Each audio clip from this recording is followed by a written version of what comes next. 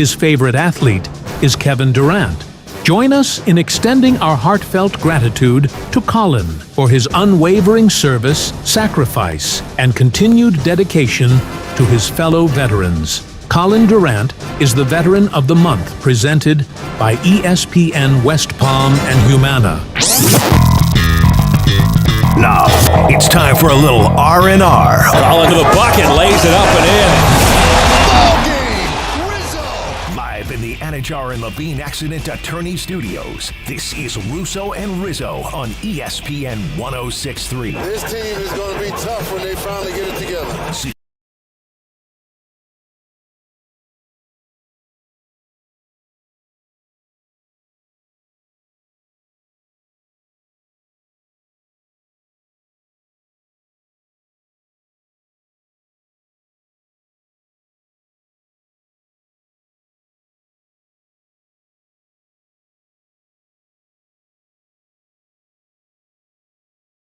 An excellent doubleheader we had between the Mets and the Braves. Lot to talk about, lot to do. Pete Rose, the hit king, passes away at 83 years of age last night. Should be a whole lot to do. Next 2 hours, you're with us, Russo and Rizzo, live here, ESPN 106.3. My name is Colin Russo. Joined alongside me is Mike Rizzo with Christian Cat, joining us behind the glass at the City Play Studios here in downtown West Palm Beach. Mike, how you doing today? Good, partner. We got baseball starting today. I already love the cheating Astros. You know, off to a 3-0 start, 0-3 start rather. Detroit up 3-0 in that game. Looking forward to the rest of the baseball throughout the rest of the night. I told you I'll probably be at the gym a little bit for that Mets game, but at 8:30, man, I'll be locked in for that Atlanta Braves game, and plenty of Monday Night Football to react to as well, partner. I mean, one team certainly on their way to being one of the worst teams in the NFL from the looks of it, and then a pretty good game in the other game. So, yeah, pretty good game. I think that the Seattle played well, all things considered. You just caught the Lions in a picture-perfect game. I think everything was working for them, and that's the type of situation where that's an impossible spot to win that game. As for the Dolphins side of things, boy, oh boy, we mentioned it last week. It sounds like it's getting worse. They lose in dramatic fashion. I wouldn't call anything about that game actually dramatic, but a disgusting fashion to the Tennessee Titans at home with Snoop Huntley at quarterback for them. And the Titans didn't even have Levis for a quarter, it seems like. Right. Mason Rudolph comes in and guides them to victory. And, Rudolph had a lot of playing experience last year for the Steelers. If I remember correctly, he started that playoff game in Buffalo. So he has experience. Yeah, this is a guy who could come in and do a serviceable job, but with the talent that is on Miami's defense, with the money that they spent on the defense. Now, I know they let Wilkins walk. He's in Vegas now, but they have pieces on the defense. They have pieces on the offense. I'm really surprised this is as bad as it is, and a lot of people blaming the head coach today, Colin. I'm not surprised at all. And I think because of the point you just mentioned, that is why I'm not surprised. Mike McDaniel is not in any way, shape, or form, in my book, an above-average head coach. Wow. Not even a question in my mind at this point. You want to bring up the quarterback? Tua not playing and the concussion and everything? They were completely unmotivated. They didn't even bother showing up. And this is the third game of this. They didn't even bother. They were terrible against Buffalo. They barely escaped that Jacksonville game week 1, and Jacksonville's sitting there at 0-4. One of the worst teams in football. And the worst. And all of a sudden, you have a terrible game last week and then a terrible game last night.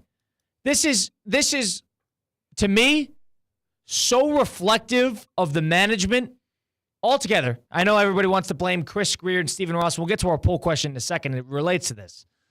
But Mike McDaniel is sitting there on the sideline in his hoodie with the 1,000-yard stare staring into the abyss as players are losing their minds on the sideline about touches and not getting properly involved and why are we falling behind? And he is sitting there doing nothing. I cannot take him seriously. McDaniel is, to me, very much entered into play in that 1A hot seat ranking. More than Saleh, in my book. more than Saleh, up there with Peterson. That's where I stand on Mike McDaniel and basically the entire management of the Miami Dolphins. That was a disgraceful loss. They've made the playoffs 2 years in a row. Yeah. Right? That's why I think McDaniel probably has a bigger leash. Now, they haven't done anything in the playoffs. Every Dolphin fan that I talk to always talks about the lack of wins in the playoffs. What is it, Colin? The 90s since the last time they won a playoff game? But I think in the sense of regular season success and making the playoffs, I think McDaniel could survive the year. We had an interesting conversation in our pre-show meeting because I actually came out with the take of, this is what happens when you lose your franchise quarterback. I don't think it is. And to your point, it didn't see to you and Brian Rowitz, who we were all in the meeting. You saw Cleveland last year. You saw my Browns do it with Joe Flacco. I just mentioned Mason Rudolph, right? Mason Rudolph. I know Kenny Pickett was a starter last year. We all know he's not a starter. Bengals won. But he was a backup. Bengals won games last year. Yeah, with the kid from Washington. Browning. So I say that, but at the same time, I understand the criticism you guys give me on it. I'm trying to find an excuse for McDaniel because I actually do think McDaniel is a good coach. I just think he needs a particular quarterback. And I don't think Snoop Huntley and I don't think Skylar Thompson are that particular quarterback. And you want to know what his particular quarterback is? A guy who could chuck it 50 yards deep to Jalen Waddle and Tyreek Hill. They don't have that guy. That's gimmicky. They don't have that guy. That is so gimmicky to me. That's his offense, though, that's the thing. It's gimmicky. That's why it's not working. And he can't That's run the why football. It gets shut down after September every single year. Now, something I will give stock to that we could critique McDaniel about. They can't run the ball. A-Chain, it's so inconsistent is the right word for that. Yeah. Snoop Huntley was the leading rusher last night with 40 yards and 8 carries. And it's weird because last year they saw a tremendous amount of success, pre-A-Chain and post-A-Chain, that injury with Mostert as well. They are so gimmicky, reliant on the big play. There is no sense of fluid offensive drives that they could put together. To me, this is a very reflective loss, once again, as last week as well, too, because they didn't even bother showing up. A very reflective loss on Mike McDaniel. You don't think it's just one of those years? Mike, this team was 0-3 at home. I mean, this team was 0-3 on the road. Titans with a backup quarterback, and they won 31-12. This is reflective in a whole lot. He lost locker room. He's not motivating these guys. And I understand this is not an easy group. This is not an easy roster to motivate, in my opinion, because of all the brooding personalities that you have clashing there and personalities that love stats and individual success and have been problematic in the past in locker rooms. McDaniel has no sense of navigation of that. This is a major, major problem they got in Miami. 96 yards passing for Huntley. 96 yards passing. Is this the Michigan offense? Terrible. Is this the Michigan Wolverine offense of this year where they plan on running the ball 50 times a game? A-Chain, 10 carries for 15 yards. Colin, 10 carries for 15 yards. Terrible. You're not. And one of the worst games I've watched in a long time. And we called it. We talked to Zaslow yesterday. Zaz is like, I'm going on down to do a little tailgating. We're like, for this one, brother? You're tailgating for this game? Now here's the real question, I think. Here is where the Dolphins should start thinking a little, at least the fans, should start thinking a bit reflectively on where this team stands. In my opinion, you heard what I think, about Mike McDaniel. But there's people that like to blame Chris Greer, the general manager. There's people that like to blame the Dolphin player for this, to bad luck, if you even will. Some people want to blame Stephen Ross, the owner. Now, I want to ask you, the fans, polls up at ESPN West Palm on X. Who is most to blame for the Dolphins' woes so far? Is it McDaniel? Is it Chris Greer, Stephen Ross, or is it the players? What does that pie chart of blame lie for you? Let us know. Phone lines are open, 888-760-3776. That's 888-760-3776. I'm on Team McDaniel.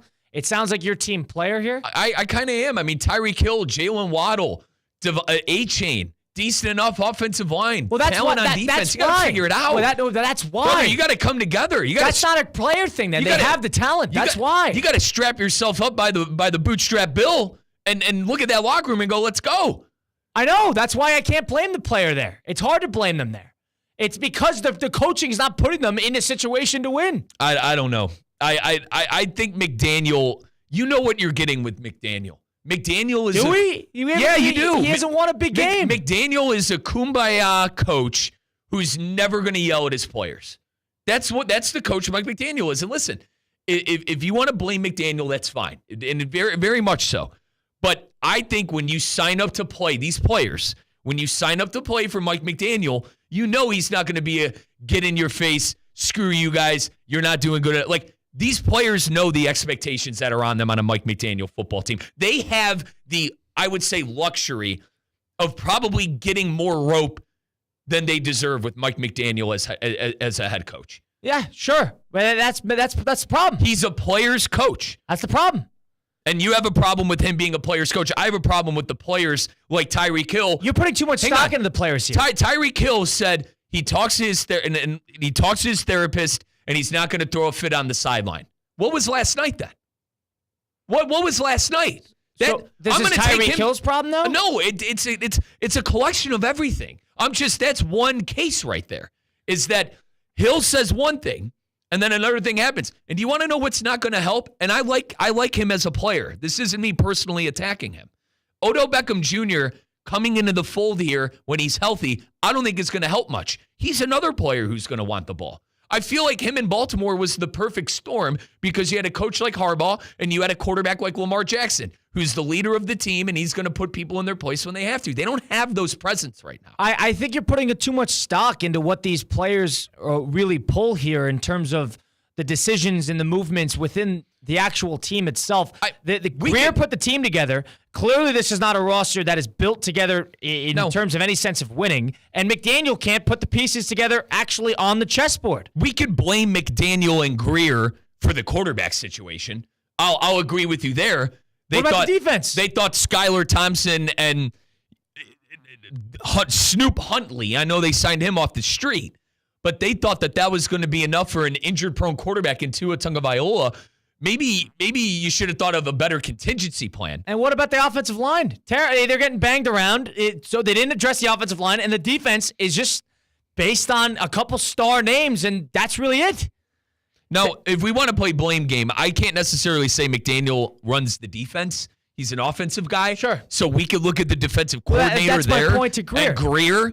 But I think players, the problem here is it's a collection of everything, obviously. But McDaniel has proved when he's got his guy at quarterback, he's able to win games. The Dolphins never really had a defense to write home about in the first place. Now, it's been better than the crap we've seen in the first 4 weeks. But I think if Tua was at the helm, dare I say this game is different. I think he'd be able to throw the gimmick. Wow. I think the gimmick offense, Colin, that you talk about, the 60-yard touchdowns and 50-yard touchdown passes. What happened in the first half against Buffalo? They were terrible. They couldn't even move the ball. They couldn't move the ball against Jacksonville for half the game. Buffalo has historically had their number for years. Okay, what about Jacksonville? First half against Jacksonville without the ETN fumble, without that Tyreek Hill 80-yard gimmick offensive play touchdown. Without that, they lose that game as well. This is not just a Tua thing. This is a Mike McDaniel has been officially, the blueprint's out. The people know what they're dealing with him. Opposing coaches, that is. They're catching up. If you're an offensive-minded head coach, you have to be able to apply some sort of pressure and at least play with some guts. Because if your offense isn't working, and offense is not guaranteed to work, doesn't matter what coach you are. Shanahan, doesn't matter, LaFleur, doesn't matter who you are. The offense will sometimes it's going to get figured out. What do you have to back on if you're the head coach? You're the leader of men. You're the leader of the coaches. You're the coaches of the coaches. He has no ability to navigate that. This is a Mike McDaniel problem. You want to blame Greer? You could even go to Ross. They haven't been great in years. Blame Ross, fine.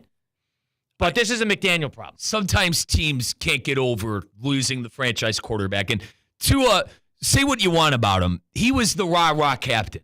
And I feel like Tua kind of kept the ship afloat in a sense of and it's not like he's not out of the locker room. I understand that. He's still around. But when you're not playing on the field, I feel like that presence is lost a little bit. And Colin, going back to the Buffalo game, I can't argue, brother. Tua completely played them out of the game with interceptions. Mike McDaniel didn't have his best game calling offense. But I'm going to chalk that up as to a one-game thing. Partner, if Tua was playing, I think things would be closer in these games, and they wouldn't look as nearly as bad as they do. There's no doubt in my mind. I'm not going to be quick to hop on Mike McDaniel because he's made the. I know Colin, he hasn't won anything. It's similar to Lamar Jackson conversation we talk about all the time. But this is a coach who's been to the playoffs with an organization that doesn't go to the playoffs 2 years in a row. So that's why I'm more than willing to give him rope here to figure this thing out. If this year isn't your year, embrace the suck. There's one thing about losing without your starting quarterback and losing but playing tough. This is not that. This is losing and playing soft, playing unmotivated, playing with a lack of passion. That's what this is. This is a much bigger problem to me than just sliding out the offensive. You're saying it's the offensive play call. It's on the coach to motivate the guys and have them ready to go. Yes. Oh my God, it's on the first line of when you sign them. Yes. Where's the accountability from the players then? They don't want to play. They're not going to play hard for the coach. The coach holds the players accountable. He's not doing that. You're right. You're playing into the point. He's not doing that. But on the flip side of things too, these players got to what? So the players are just going to show up and treat this like Colorado Springs?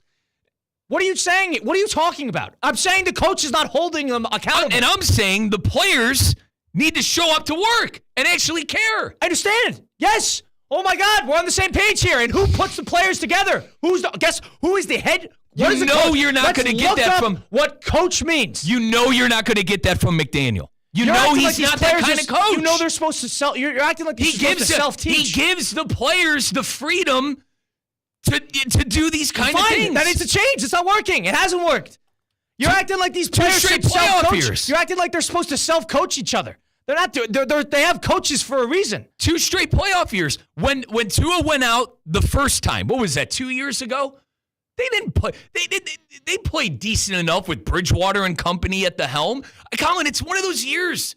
I just feel like you have these years as an organization, as a coach, as a quarterback, as a team, where you're overrated and things just don't go your way. You're seeing that with a lot of teams this year. The Bengals are 1-4. This is worse than that. Sorry. The Bengals, you want to bring up you can't even compare the Bengals here because they played the Chiefs tough. They played the Commanders tough. They still have a defense. They're playing tough.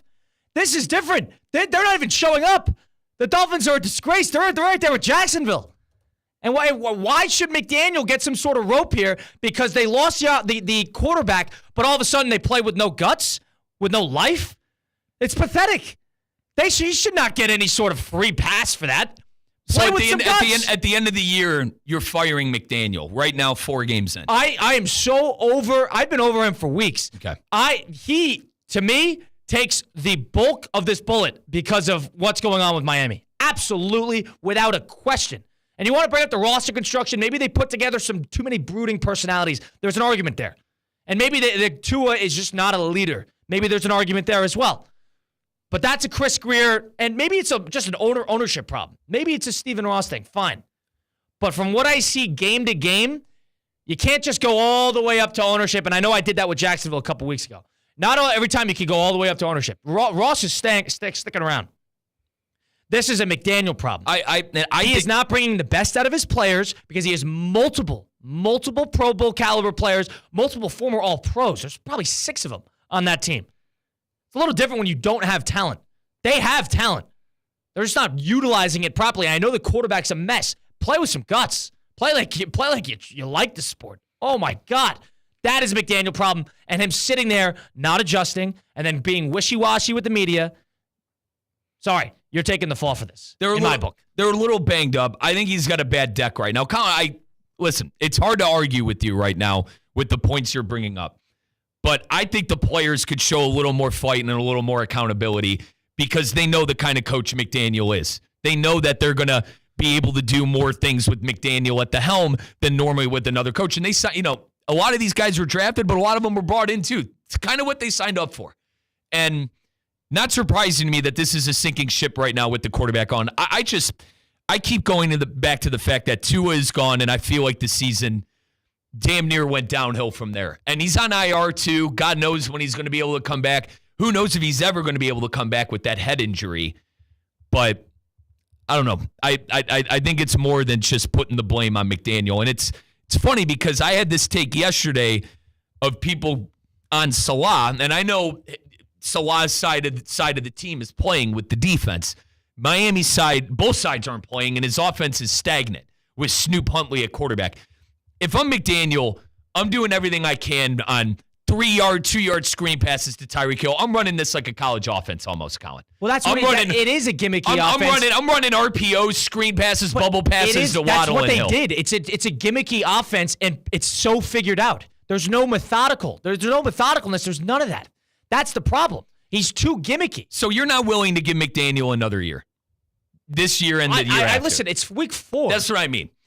I'm not going to call somebody job, but in terms of blame, that's the question. Blame McDaniel, without a question.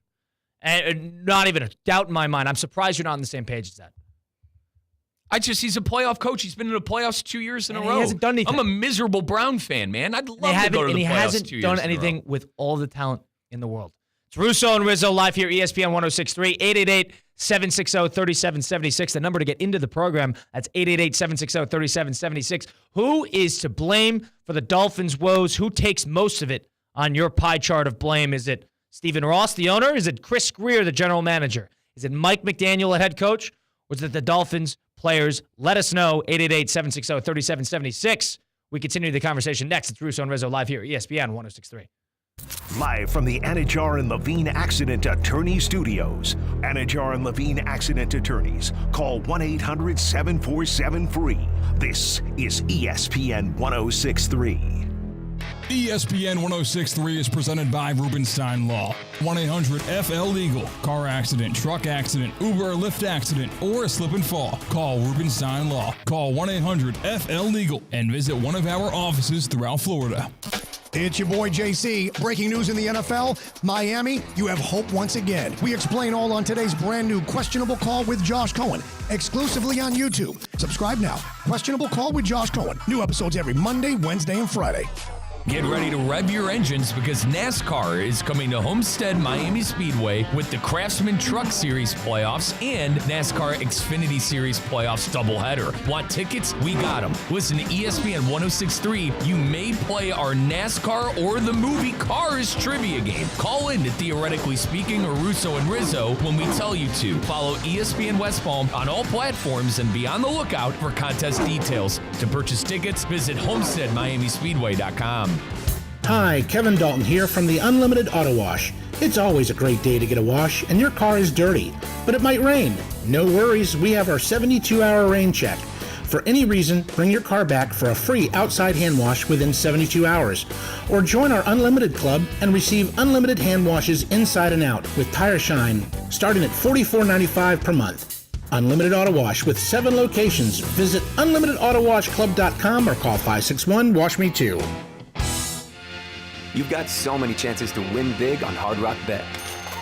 Even a small bet can bring in that serious cash. All you need is $1 and a dream. Unbelievable. They've hit the parlay. Let's go! Big payouts for every kind of player. Hard Rock Bet. Roll with us. Get up to $100 back if your first bet doesn't win. Payable and bonus bet up to $100, not a cash offer. Offered by the Seminole Tribe of Florida. Must be 21 plus and physically present in Florida to wager. Terms and conditions apply. Concerned about gambling? Please call 1-888-ADMIT-IT.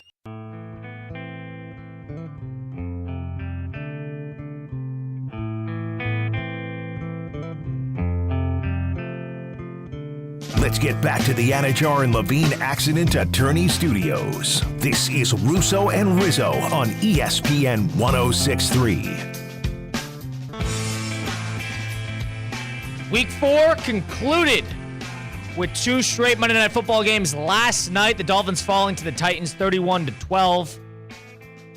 Ugly one for Miami. Will Levis went down with a shoulder injury, and Mason Rudolph came in replacement. Still guided them to victory. The Lions, on the other hand, pretty much a masterclass offensive performance on their end. Jared Goff was perfect. 100% completion percentage for him. 42-29 final over Seattle. Seattle played pretty well in the game as well. Both those teams are good. I think that's where I stand on that. It's Russo and Rizzo live here, ESPN 106.3. Mike, where do you stand on what you saw last night in that Lion game on the other side of things? I think Detroit right now is most likely the top dog in the NFC. You know, with Green Bay losing, I say that, but Minnesota's probably, statistically and according to record, Minnesota probably the best team. But as of right now, my power rankings in the NFC would probably go Lions, Vikings, San Francisco, in that order. I know I picked the Niners to win the Super Bowl before the year. It's a long year, obviously. But right now, man, the Lions are really good. And Jared Goff is really making me eat a crow because I don't think Jared Goff is a Super Bowl quarterback. And, when he comes out and when you have a stat line of 18 for 18, 292 yards and 2 touchdowns and a win on Monday Night Football, it's certainly hard to argue that on a day like this. But I'm more impressed with the weapons they have, too. Jamison Williams, that explosive receiver. I'm on Ross St. Brown, the go-to, the guy you're going to on 3rd and short to get a first down. Sam Laporta, probably one of the most athletic tight ends in the NFL, and a pretty loaded defense. On the flip side, Seattle, not as high on Seattle as you are. I need to see, I know I've been saying this about the Vikings too, I need to see Seattle do this for a full 17. But the division that they're playing in is helping them. The Niners are struggling right now. The Rams are struggling right now. I don't know what Arizona is. They're as Jekyll and Hyde as it gets right now. So I get the conversations. But the new head coach for Seattle certainly is showing us something. And that's a 3-1 season and fighting pretty hard on Monday Night Football against the Lions. I mean, I give Seattle credit losing their head coach here, but they reload in a lot of ways with Mike McDonald coming in there as from the defensive coordinator position in Baltimore. They play with guts. They play with some fight, and they have talent offensively. A couple things that just came out recently. Adam Schefter tweeted that Dolphins head coach Mike McDaniel has officially announced that Tyler Snoop Huntley will start again on Sunday when Miami plays New England. Another thing, Ian Rappaport of NFL Network also finally released that Raiders star Davante Adams, we all assume this, but he has informed the team that he preferred to be traded. So Davante Adams is officially on the trade block. And Snoop Huntley will be back under center again for Miami next week against New England. So the definition of insanity is keep trying the same thing and expecting different results. And maybe this is football and things change, but this is Mike McDaniel. Something needs to change. And whether it's coaching, player-wise, whatever, you need to see something different from Miami on Sunday. You don't think it'll help that we know the starting quarterback before Wednesday? I don't think it makes a difference, no. I think the opponent matters. I think maybe for prep and practice and, geez, oh man, Tyreek Hill post-game and during the game has had a lot to say. Basically, so, Kyle, 2 weeks ago, Tyreek Hill said that they have open tryouts and that they were trying Waddle out at quarterback. And then before this game, he was waxing poetically on how Huntley was a Pro Bowler and all that, and then we got that egg on Monday Night Football. Here's the problem. I don't think Tyreek Hill should be the spokesperson for what's going on at the quarterback position, and that's McDaniel's problem. Is that not a player's fault, though? No, that's a Mike McDaniel. That's a Mike McDaniel problem. He needs to be quiet. McDaniel's responsible for the players. Maybe he is saying something to these kids, or to these players, Colin, and they're not listening. Even worse, even more reason to fire him. If they're not listening to him, what is he even doing there? I just think it's a personality like Tyreek Hill, and he's going to do whatever the hell he wants. You think Jalen Ramsey's being receptive of Mike McDaniel? He kind of did. Hill did this stuff a little bit with Reed. Now, I don't think, what are you supposed to do? I mean, if these guys are not listening, get him out. If something's not clicking, get him out. Just because Tua likes him, because Tua is, a high five and cupcakes type of quarterback on all of his praises, singing the praises nonstop. But we found out that, ownership and general management, Colin, had the side of Tua. Obviously Brian Flores didn't like him, told him multiple times he didn't even want him. And they're always going to bow to the star player. I don't know if they should. Should they? Should they be bowing to Tua? Is Tua, God forbid, something else happens to him. But when he's playing, is he a top 10 quarterback? Is he a top 8 quarterback? No. Who knows? I almost agree with you in a sense of maybe they put similar to a couple of teams in the NFL, maybe they put their eggs in the wrong basket. Like the Browns. Well, hold on a second. Hold on a second. Last segment, you were screaming to the clouds about how Tua Tagovailoa missing your franchise quarterback is the greatest devastation to a team you could possibly imagine. And now, 5 minutes later, they put their eggs in the wrong basket with Tagovailoa. Which is it? It's the injuries. It's because of the injuries. It's not because of his play. If he's healthy, he's still not a top 12 quarterback. Doesn't matter if he's healthy. I know he has essentially brain damage. I think Tua could lead you to a 9-win, 10-win, 11-win season. Like he has the last 2 years. We've seen that, of course. And I think when you lose going back to what we were talking about, I think when you lose a player like that, you lose a lot. And they didn't have. Listen, if you want to, I told you this too. So are you questioning whether they should have signed Tua, or are you not? Of course I am. But the fact that you're not putting any blame on the players is also crazy to me. I'm not putting blame on the players. Yeah, sure, the players are not playing tough. I agree. That's players, being in their own head, big brand players, big brooding personalities. I get that. But as we saw, these are players that have succeeded on prior teams. Why is that? Things are right. It's because things were under steadier navigation and guidance. Any player, Calais Campbell has been on winning teams. Jalen Ramsey has been on winning teams. Tyreek Hill has been on winning teams. Raheem Mostert has been on winning teams. These are all players that are, big personalities living in Miami, making a horrid amount of money. But to me, they've been on winning. They've all won. They've all won. What's different? Guidance, coach. I whether you want to play, I don't like Tua. That's fine, but this is a major problem in leadership that the Dolphins are suffering from. Whether you want to go higher than that, you can. But McDaniel's involved. I'm sorry. Listen. They have put a ton of talent. So we're running coach out of town today. I'm not ready to run him out. I'm not ready to run him out yet. I know it's been ugly. We're 4 games in. A lot of it is his fault, but I look to the players more on this. I think I'll say it one more time. You know what you're getting with McDaniel. I think ownership knows that. I think general management knows that. Similar to Tua. That's why what I was saying was when you don't have a contingency plan for an injured quarterback, when you sign Tua to that deal, you must know that he's going to get injured and that something could pop up. You have to have a contingency plan. But at the same time, the players need to show some fight. Not everything's on the poor head coach, dude. The offense might be right now. The offense stinks, and he's directly involved in that. What is on 96 him? passing in your yards. head, what is on him? The offense. The offense. The 96-yard passing. And the thing I told you, the number one thing I can't fathom is them not being able to run the football. I mean, A-Chain, even when Tua was there, A-Chain was halfway decent, and they had a run game. Tua goes out, and they can't run the football. It's not like they didn't do anything in the first 2 games of the season. They beat Jacksonville. Should we throw a parade? I've watched that team every week. That team was a disgrace, and they had Miami on the ropes for the entire game. And then you flip, and that Buffalo game was a disaster. Well, it was and to the point, it was two. I told you it was 2 of the 3 interceptions. Is one of those games where your quarterback wasn't at his best. I love Josh Allen. He had a bad game against the Ravens. It happens. Your franchise quarterbacks have bad games. And even in that game, in that Buffalo game, they ran the ball 22 times with A-Chain. He had 96 yards. My guy ran for 10 attempts and 15 yards last night. I blame McDaniel for that.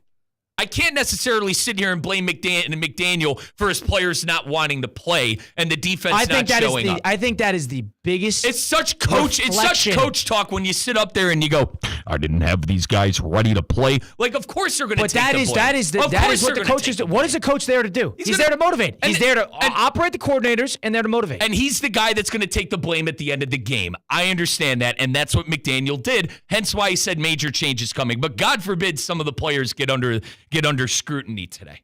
That's all I'm saying. I know McDaniel's the easy scapegoat today, but I want to remind Dolphin fans, 2 playoff years in a row, okay? I know you didn't win a game. You also had to go to freezing cold Kansas City to the team that won the championship last year, all right? Did you fumble at the end of the year? We could have a conversation about that. Have you fumbled at the end of the year for 2 straight years? We could have a conversation about that. But I think McDaniel has proved that in what seems like a down year, to give him the benefit of the doubt. And if he sucks next year, Colin, that's when you move on. And maybe that's when you start trying to get out of that Tua contract. Naming blame. Listen, I'm not agreeing. You keep circling back to firing. I'm not talking about this is his problem. This is a Mike McDaniel issue. Shifting off, Russo and Rizzo live here, ESPN 106.3. You're joined by former Jets general manager Steve Phillips of MLB Network. Joining us next, we'll talk to him about Pete Rose, what's going on with the Mets. The MLB postseason officially underway. Got a whole lot to talk about with him. Stick around. It's Russo and Rizzo live here, ESPN 106.3. Live from the Anajar and Levine Accident Attorney Studios. Anajar and Levine Accident Attorneys. Call 1-800-747-FREE. This is ESPN 1063. Anajar and Levine Accident Attorneys at 1-800-747-FREE, 1-800-747-FREE. Listen, if you were in an accident, car accident, truck accident, slip and fall, trip and fall, injured on the job, workers' comp issues, call Anajar and Levine Accident Attorneys. They will fight for you. They do not get paid unless you get paid, and they will fight to get you the maximum compensation that you know that you deserve. Do not deal with the insurance companies on your own. That's impossible. They make it as such. Anajar and Levine will help you to take back control of your life. Again, you'll always talk about your case with an actual attorney. They answer the phone 24 hours a day, 7 days a week to help you to take back control of your life. Call 1-800-747-FREE, 1-800-747-3733. Car accidents, truck accidents, slip and fall, trip and fall. Call Anajar and Levine, my accident attorneys. Anajar and Levine, accident attorneys. Take back control of your life. Improve your golf game fast at the all-new Kaiser University Golf Coaching Center. The Kaiser University Golf Coaching Center has the facilities, tools, and coaching you need. Enjoy the best facilities in the area with an expansive chipping and putting area, practice bunkers, a huge putting green, plus a 2,000 square foot indoor training area with 3 hitting bays, cutting-edge analysis technology, and more. The Kaiser University Golf Coaching Center in the heart of Palm Beach County off I-95 and the Turnpike. Find out more at kaisergolfcenter.com. The annual Boca Raton Bowls ABC Supply Great Chefs Tailgate Showcase, presented by Boca Raton Innovation Campus and CP Group, heats up on Tuesday, October 15th from 6 to 8:30 p.m. Join me, Theo Dorsey, with ESPN West Palm at Brick in Boca Raton as dozens of local chefs, breweries, and cocktail masters serve their favorite tailgate classics. Tickets are on sale now. Visit spiritofgivingnetwork.org/events to purchase your tickets today. Is your credit on life support? Greenway Kia of West Palm Beach will be hosting a credit clinic at the dealership today and tomorrow. Local bank representatives will be on site to grant special approval to consumers who meet certain minimum criteria. If you have a job bringing home $350 weekly, the credit clinic at Greenway Kia of West Palm Beach wants to approve you so you can drive home your new Kia today. Greenway Kia of West Palm Beach will be hosting a credit clinic at the dealership today and tomorrow. Hello, is this thing on? I repeat, Greenway Kia of West Palm Beach will be hosting a credit clinic at the dealership today and tomorrow. If you have a job bringing home $350 weekly, the credit clinic wants to approve you for a new Kia today. So what are you waiting for? Don't miss the credit clinic today and tomorrow at Greenway Kia of West Palm Beach. Call 800-NEW-KIAs or go online at greenwaykiawestpalmbeach.com. We want to see ya in a Greenway Kia. Credit affects down payment and approval term.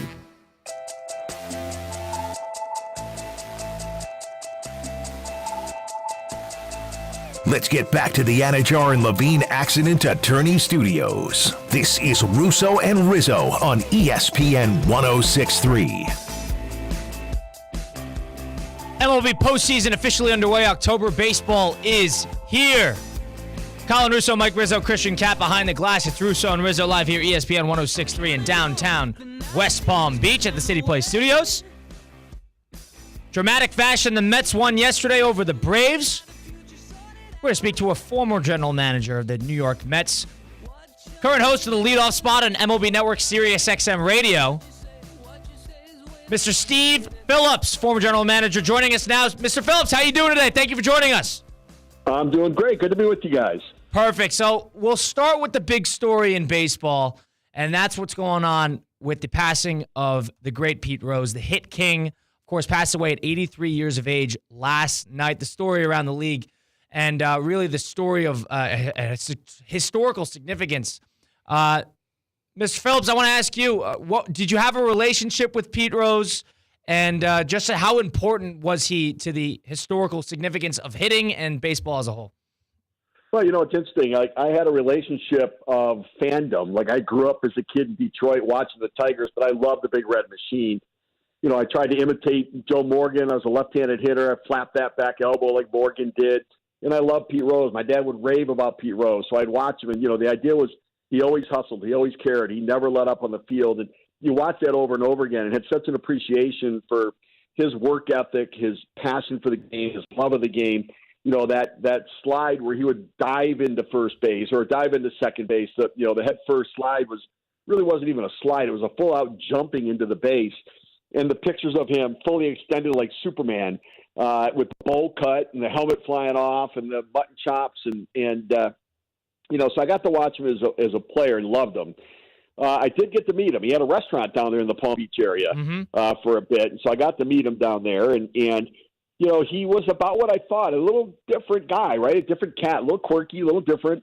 And it's interesting, though, his teammates loved him. And finding out that over the weekend he was at an autograph signing session in Nashville with Tony Perez and Dave Concepcion and George Foster. They were all there this weekend, and so this was a bit of a surprise, his passing. But, you think about 4,256 hits. Think about it this way. Somebody could play for 20 years, get 200 hits a year, and still not break his record. I mean, that's unbelievable of what he did. And so, 10 times had over 200 hits in a season, 14 times over 180 hits in a season, scored 100 runs 10 times, led the league in doubles 4 times. He led the league in hitting 3 times, 3-time World Series champion, 17-time All-Star at 5 different positions, making the All-Star team. Think about that.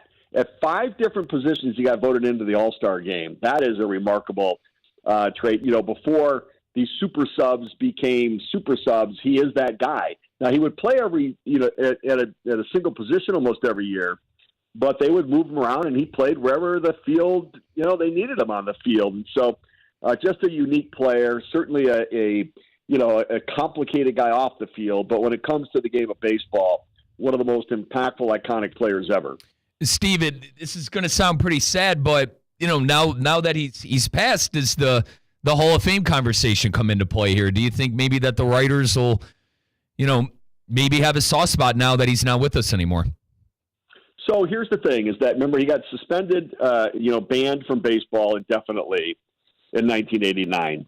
In 1991, the Hall of Fame put in a rule that no player on the indefinite suspension list, banned from baseball list, could ever be inducted into the Hall of Fame. So his not being in the Hall of Fame really doesn't have anything to do with the commissioner's office or his suspension. It has to do with the rule that's in place for baseball or for the Hall of Fame. And so the Hall of Fame could change that rule at any time. They just have chosen not to. Yeah. Now, the commissioner, Bud Selig and Rob Manfred have both passed on the idea of taking away the suspension and have not heard the appeals to let him be reactivated. And I don't suspect that Commissioner Manfred will either, because it would feel like it was punitive that you just waited for him to pass away before you activate, which would feel like awful. So I think that, maybe the next commissioner or somewhere down the road, if the family makes an appeal on his behalf, maybe it will get waived. I mean, his spikes, his helmet, his glove are in the Hall of Fame from big moments and big events and breaking the records, just as he does not have that bust. And I think what is his due and appropriate recognition in the Hall of Stars in the Hall of Fame. Current MLB Network analyst on SiriusXM Radio, Steve Phillips, former general manager of the Mets, joining us now on Russo and Rizzo live here, ESPN 106.3. Steve, I agree with you that I think it'd be in bad taste, in a sense, to posthumously induct him into the Hall of Fame and to lift that suspension, because in a lot of ways they had every opportunity to do so while he was alive. And you're right, Steve, Pete Rose was a complicated person off the field. Almost his pride got in the way in terms of why, when admitting to the gambling probe and everything like that. So that, in a lot of ways, worked against him. But in terms of talent, he was top of the line. In terms of baseball impact, in terms of a role model on the field, nobody was as good or as motivating or as worked as hard as Charlie Hustle there for Pete Rose. Steve, I want to shift over to what we saw yesterday at Truist Park in Atlanta. The Mets, of course, in triumphant fashion, win that first of the doubleheader, edge their way into the postseason, build a little bit of magic here. And Steve, you've been a part of some Met teams that have seen a lot of success, and I want to get your take on this. The Mets specifically, have they built themselves a little bit of mojo, a little bit of magic, which is a crucial piece of the fuel to making a postseason run? What's your takeaway on the Mets so far as the postseason gets going? Yeah, Colin. Listen, they've got some mojo going. That started going back to May 30th. Remember, Jorge Lopez, the reliever, taken out of the game, frustrated, threw his glove over the protective netting into the stands after the game was interviewed and said, something like worst team. And it was interpreted that he said the Mets were the worst team, and he was really criticizing himself for being a bad teammate. They released him. But that night they had a team meeting, and the leaders of the team, led by Francisco Lindor, talked about that they're not playing like they love the game. They're not playing in a way that they've always played their entire lives. They're playing uptight. They're playing, like they're looking for reasons to fail instead of playing, with a positive nature. And so they went out from that point on and turned things around. And so, they've got the best record in baseball since May 30th. They played out of their minds. The Lindor home run, one of the biggest home runs in Mets franchise history. I don't think there's any question about that. They were, had the 6-3 lead, gave it back 7-6, and then coming back with a 2-run homer in the ninth to clinch the playoff berth. I just don't know how they're going to overcome, though, the pitching issues. Ottavino pitched, Sunday, both games Monday. You look at Edwin Diaz, he threw 26 pitches in the game on Sunday in a 5-0 win, which I didn't understand. Right. And then coming back with 40 pitches yesterday. I don't think he could be possibly available today, nor do I think he could likely be available tomorrow. And so, the thing is, the Mets is I look at all of their starters are the same guy. I don't care what the name is. They're all the same guy. They're all going to go out there. They're going to keep in the game. None of them are dominating. None of them are overpowering. They'll keep you right there, give you a chance. But then it's going to come down, can the bullpen get it done, and can they score enough? And I just have a feeling that they're going to have hit an emotional wall between going to Atlanta, having the 2 games rained out, flying to Milwaukee, losing 2 out of 3 in that series, going back to Atlanta, the emotions of the doubleheader yesterday, flying back to Milwaukee. This is just absurd what they've had to go through. And they're shorthanded going into this game with their pitching, and Milwaukee does not make mistakes. And it's a track meet that they happen to be playing baseball. They got their second in stolen bases this year, the Brewers, and the Mets cannot contain a running game. And so if the Brewers get people on, they're going to run, and there's not going to be much the Mets are going to be able to do about it. Now, Steve, I don't mean to spend too much time on Mets and Brewers here, but you mentioned the Brewers, a notorious choker recently here in the playoffs, unable to get out of their own way in the first round. You think there's going to be more of the same from them? What should the Mets be expecting against a team like the Brewers? Obviously got Peralta tonight, big high strikeout guy. But you mentioned Severino, too. All the Mets pitchers kind of looking the same. What could we expect here, Brewers and Mets? Yeah, I think I think that you're going to see, just a speed factor. One thing the Brewers don't do is they don't beat themselves. They play great defense, and they manufacture runs, and they have more pop than you think. Now, I think that Willie Adames at shortstop's had a monster season for them this year, and then his double play combination in Bryce Terang had 50 stolen bases this year. Rhys Hoskins got some postseason experience. Peralta's been around for a while. He's healthy at the end of the season. They've got a lot of weapons in the bullpen as to where they can go. And so I think it's a tough matchup for the Mets. And I didn't like, they've not played all that well against Milwaukee. Yeah, they've had their number. Yeah, they do, right? That's one of those ones where you go in there and you think, geez, we just don't seem to beat these guys. Now, the Mets overcame that with the Braves because the Braves have had the Mets number for a long time. It doesn't feel great to me for the Mets going in there in what I think is going to be a tough series. And I don't really get how the Brewers did it all season long, other than they didn't beat themselves, let other teams do it. But they are a really intriguing team. They do the little things right. Pat Murphy has them highly motivated. Yeah, you mentioned Murphy. It's a story of unproven managers in that series too. That has the highest amount of intrigue in my head in terms of what we're going to see. Shifting over to what we're seeing in the NL West, you got the Dodgers and the Padres there. The Padres as hot as team as any as well in terms of that offense and what's going on there. But I want to get into really what the Dodgers really need to do. Can they work through this pitching? Can they work through with that lineup kind of carrying the load here? Do you anticipate the Dodgers even making some sort of dent? Or are they going to run into a wall like they have been the past couple of years?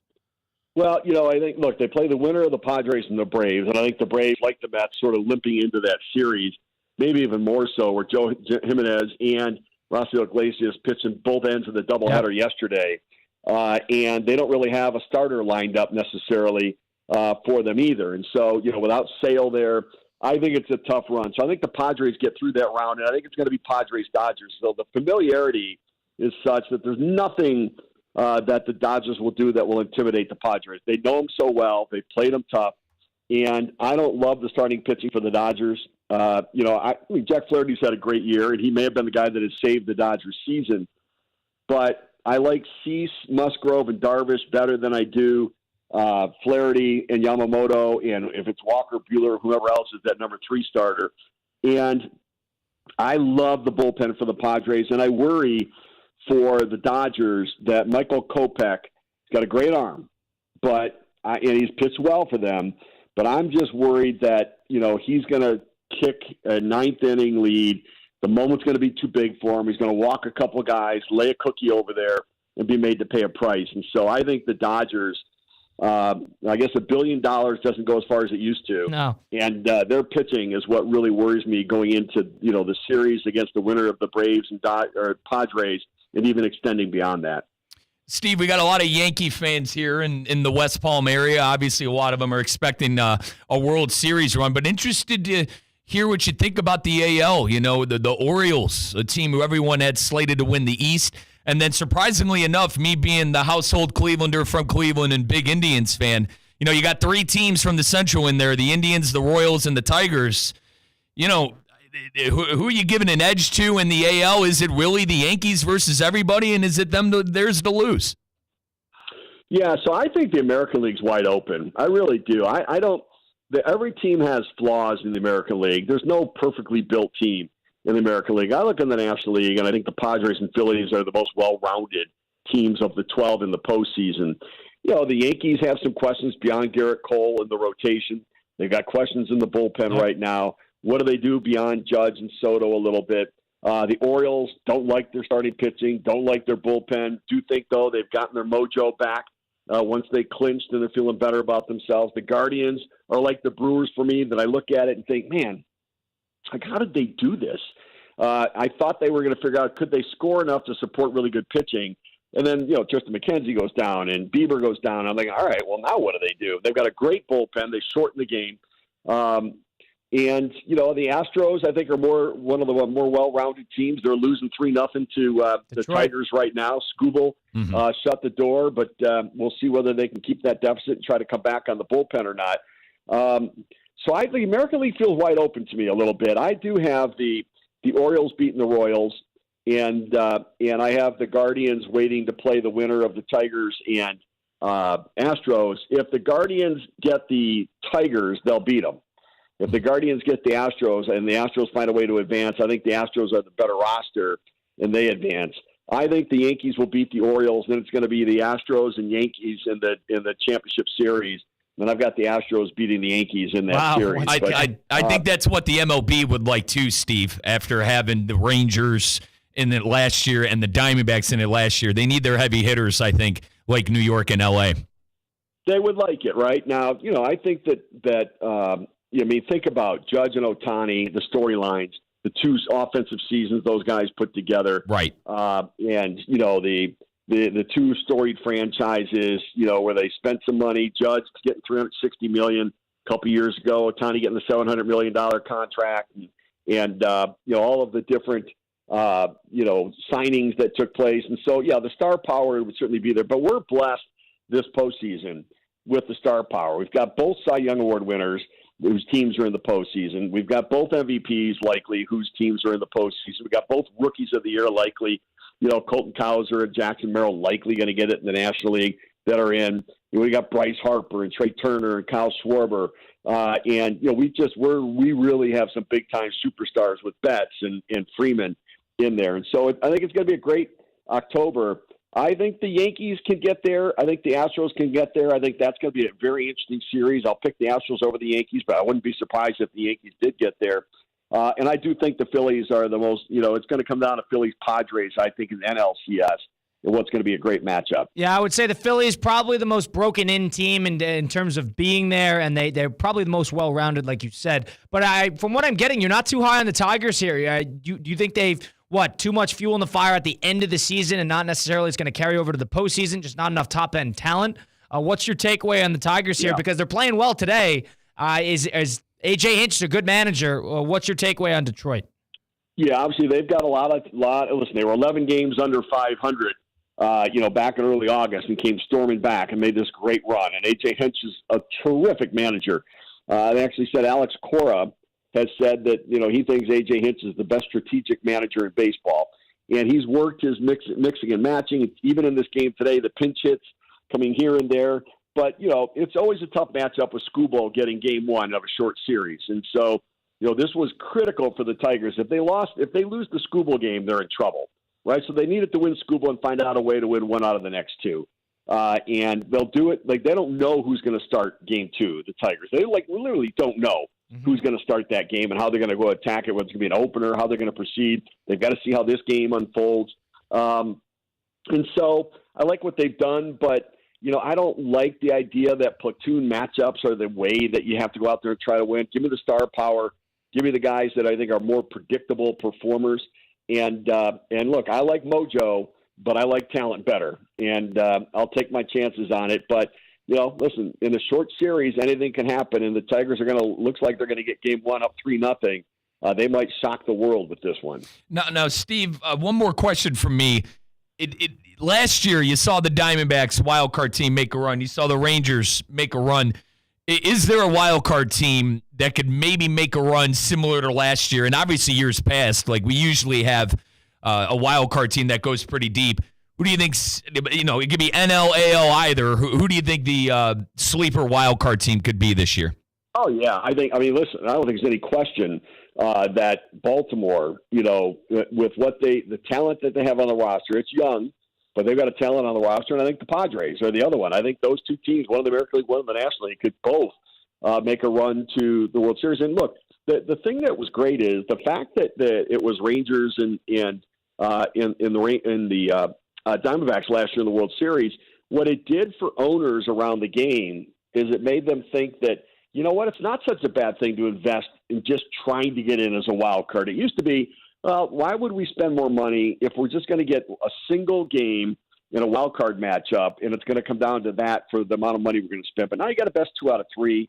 You got a chance, and the road teams are faring very well in these short series that you're playing all 3 games there. They're having great success that you're seeing. I think that's a big reason why teams spent more money, why the Royals did what they did, because, look, just get in as a wild card team, and who knows what can happen. And so I think it's good for baseball. That's why we didn't have a 100-win team this year, because there's more parity around the game, that everybody's ramped up a bit. And look, the other thing to remember, the AL Central, there are 3 teams in from the AL Central, but the reason is the Chicago White Sox. Yeah.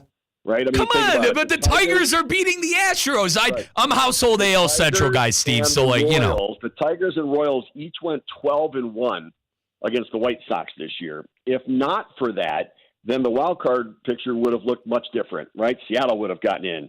And I just think that because the White Sox were so bad, and because the Tigers and Royals both went 12-1 against them, that's who both squeaked in as the second and third wild card. I think the White Sox changed the dynamic of the wild card race this year in the American League. Steve, last thing here. I appreciate you jumping on with us. There's something to be said, especially with last year and how it all shook out with the teams that get the bye and teams that don't necessarily have to play for a couple days here come out a little flat, and all of a sudden they get punched in the mouth, and all of a sudden next thing you know you're out. MLB, I don't think it's a problem, but it's definitely something to keep an eye on in terms of how to manage these games and how to put these games so these teams don't get necessarily flat with the postseason coming in, maybe too much time off. 3 out of 4 lost last year. Do you anticipate something like that happening this year? Or more importantly, do you think there's a problem with how they're handling with the expanded playoff and the wild card series and these teams? Do they get too much time off? What's your take on that? Yeah, so it's interesting, right? So if you asked every team, would they want to win the division and be one of the top 2 division winners and get the time off, every one of them would say yes. Right, so they all want to do it. They all want to line up their pitching the way that they can. They all want to rest some of the bumps and bruises the way that they can. So everybody would want it, yet they're the teams that are losing. And so I think it has to be managed differently. And I think we saw it this year. The way I would do it is forget days off at the end of the regular season. I don't care if we're 8 games up coasting into it. I would be playing my everyday lineup through game 162. But if you're going to get 3 days off, I'm going to give them, 3 of the last 5 days off of the regular season. let them heal up. Then they're going to take another 5 days off. No, grind it out. 162. Get your rest in November. But I would play it out, and I would put my regulars in all the way through. And I think we saw teams do that this year, where they weren't sort of pulling back on it. They weren't resting their guys. They were giving them game-ready at-bats through game 162, understanding that. And I think part of it, too, was, we had teams battling out for the best record in the American League, best record in the National League. And in doing so, it kept a regular lineup in there. And I think that's going to be something that will, I think, turn the tide this year. And you're going to see the top 4 seeds, I think, really fare quite well. All right. Well, I hope you're right. Steve Phillips, of course, former general manager of the Mets, current MLB analyst on MLB Network Radio on Sirius XM. Steve, I appreciate you joining us today. Enjoy the rest of the postseason. Hopefully we'll talk soon. Steve, thank you, partner. Perfect, guys. Happy to do it. Do it anytime, whatever you need. Of course. Thank you. That was Steve Phillips joining us then. We appreciate him jumping on there. Good insight into what's going on with October baseball finally here. We're going to invite our producer, Christian Catt, to join the program a little bit. Next, it's Russo and Rizzo live here, ESPN 106.3.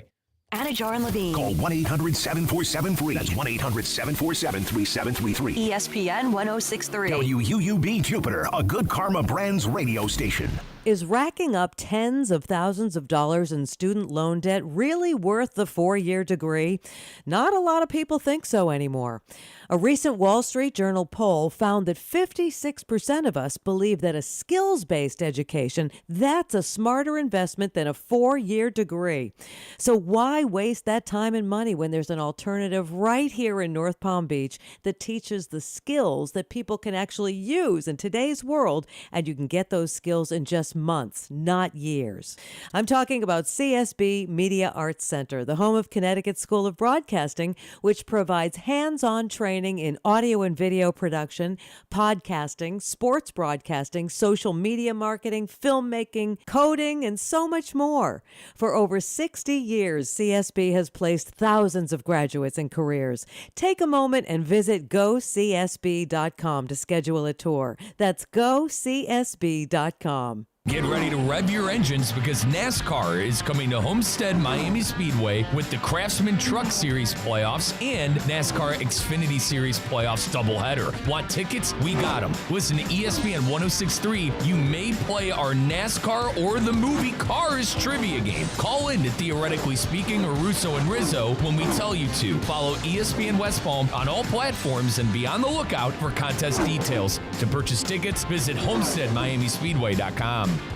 I'm Wendy Sartori-Link, your Palm Beach County Supervisor of Elections, and I'm committed to the integrity and accuracy of our elections. Election Day is November 5th. To vote in the 2024 general election, you have to be registered by Monday, October 7th. Registering is easy, and you can do so online at www.registertovoteflorida.gov, by mail or in person at any one of our 4 offices or a voter registration agency. Your vote is your voice, and we're here to make it count. Sponsored by the Palm Beach County Supervisor of Elections. Does your business leave a lasting impression? Attractive, eye-catching signs help you stand out from the crowd and create a strong brand identity. Our team at Signorama West Palm are experts in helping your business get noticed and get effective signage in front of your potential customers. Our team can turn your blank windows or plain vehicles into money-making branding machines by drawing customers' attention to your business. So if you're looking to leave that lasting impression, call us 561-687-7993 or visit SignoramawPB.com.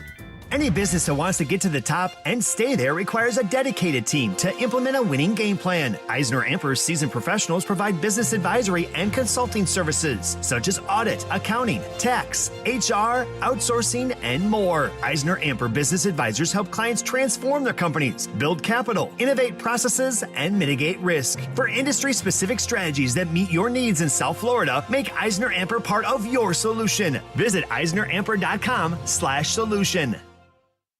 Hey, it's Josh Cohen. When you need auto repair, honesty and reliability are everything. Trust the home for honest, reliable service since 1970. St. Lucie Battery and Tire. St. Lucie Battery and Tire has all the tire and battery brands in stock for cars, trucks, RVs, marine, power sports, golf carts, everything.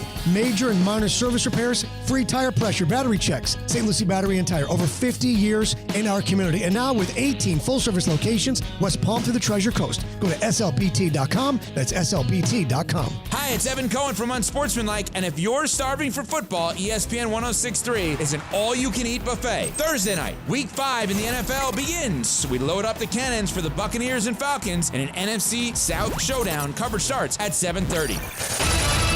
Time now for a PNC pause. PNC Bank is committed to helping the customers and the communities they serve move forward financially. See how they can make a difference for you at PNC.com.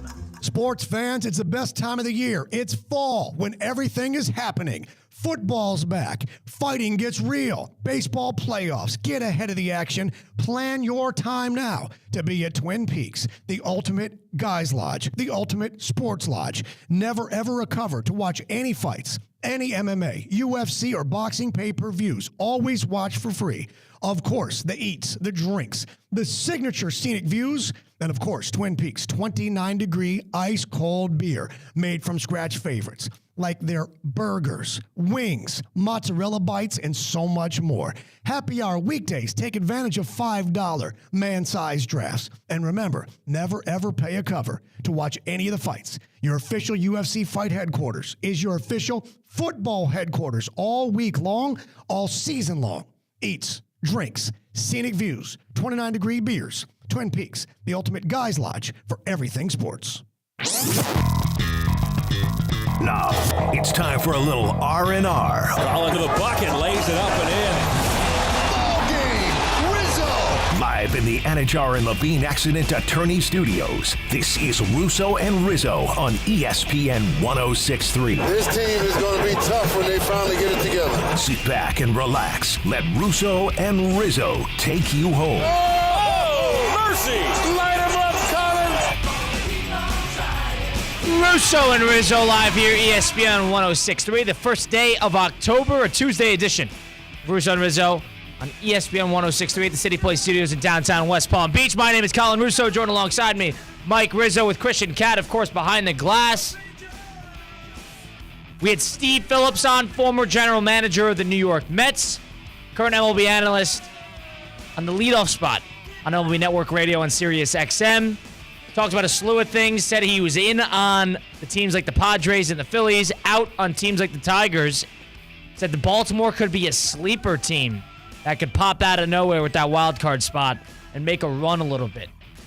It sounded like that hit a nerve with Mike Rizzo across from me, and you're out on them. I'm out on Baltimore, and more or less, listen, Steve was great, and I thank Steve for joining us, hoping he joins again. I completely disagreed about the Central stuff. You can call me a Cleveland homer all you want, but you play who's on the schedule. I don't care. But you're talking about disagreeing with its numbers. I don't care. You look what's going on in Houston right now with these. I agree. It's all cheating. timing. It's all with timing. with these cheating. You know what's okay? There looks like they're finally going to get some karma in this series. And then right now, slow down, too. And then right now, slow down. They might score 3 right here, and then all of a sudden, Colin. Hold on. Cheaters! They might. Hold on. They got what's coming to them. Do not jinx. They got what's coming to them. Stop. All right. I'm not worried. Don't jinx the Astros. Not worried. And then a team like Kansas City, they're in a dogfight right now with Baltimore. It's 0-0 in the 4th inning. Cole Reagans has gone 4.2. The reason I don't like Baltimore, Colin, Corbin Burns is not a strikeout per 9 guy anymore. I don't know what happened there. Well, he's not a strikeout per 9 guy. He's a reliable arm. It's just everybody else. They don't have anyone else to go. I don't like Suarez. I don't like Kramer. They don't have anywhere else to go. Rodriguez is a strikeout per 9 guy, but the problem is he could give up 5 earned runs in any given moment. So I don't necessarily like their starting pitching. I told you about their bullpen. They never addressed Batista being out. They got Kimbrel in there. I guess Cano is a good enough hold guy. Oh, Cano stinks. He's got a couple of holds on the year. That's why I'm trying to give him the benefit of the doubt. But I don't like their bullpen. I don't like their starting pitching. And when you have young hitters, who knows what you're going to get out of them when the lights are the brightest? And you saw last year.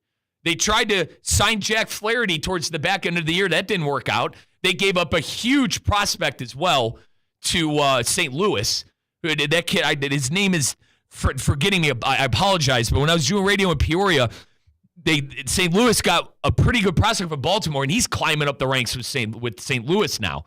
So I don't know. I'm not a fan of Baltimore. I think it's more than likely the Royals and the Tigers are going to advance. That's why I don't necessarily agree with Hold on. Steve. Did we watch the Royals at the end of the year? They were terrible. They have been terrible for the upward part But I of a like month. you know me in the pitching. I like their pitching more. But it's timing. Timing is what wins in the postseason. Theme, timing, and magic. Well, that is the biggest fuel in the fire in any postseason, especially in this one. I'm sorry, Barner. I also think that Bobby Witt is the best player on the field. You're up on Kansas City. Witt. Kansas City, 32 home runs, 109 Kansas RBIs, City baby. Stunk. 211 hits. They have been terrible. They have been terrible. Lugo, Reagans, and Singer. They've been terrible. It's not even okay. We can list the roster. They've been awful. So it's about timing. Detroit. You could go down the roster of Detroit, and we're going to gag a couple times. They're playing great. It's timing. Great managing. I can say the same about the Orioles, right? Yeah, but the Orioles were in free fall in August, and then into September. They started to turn around a little bit. That series against the Yankees meant a little something, getting a couple wins there.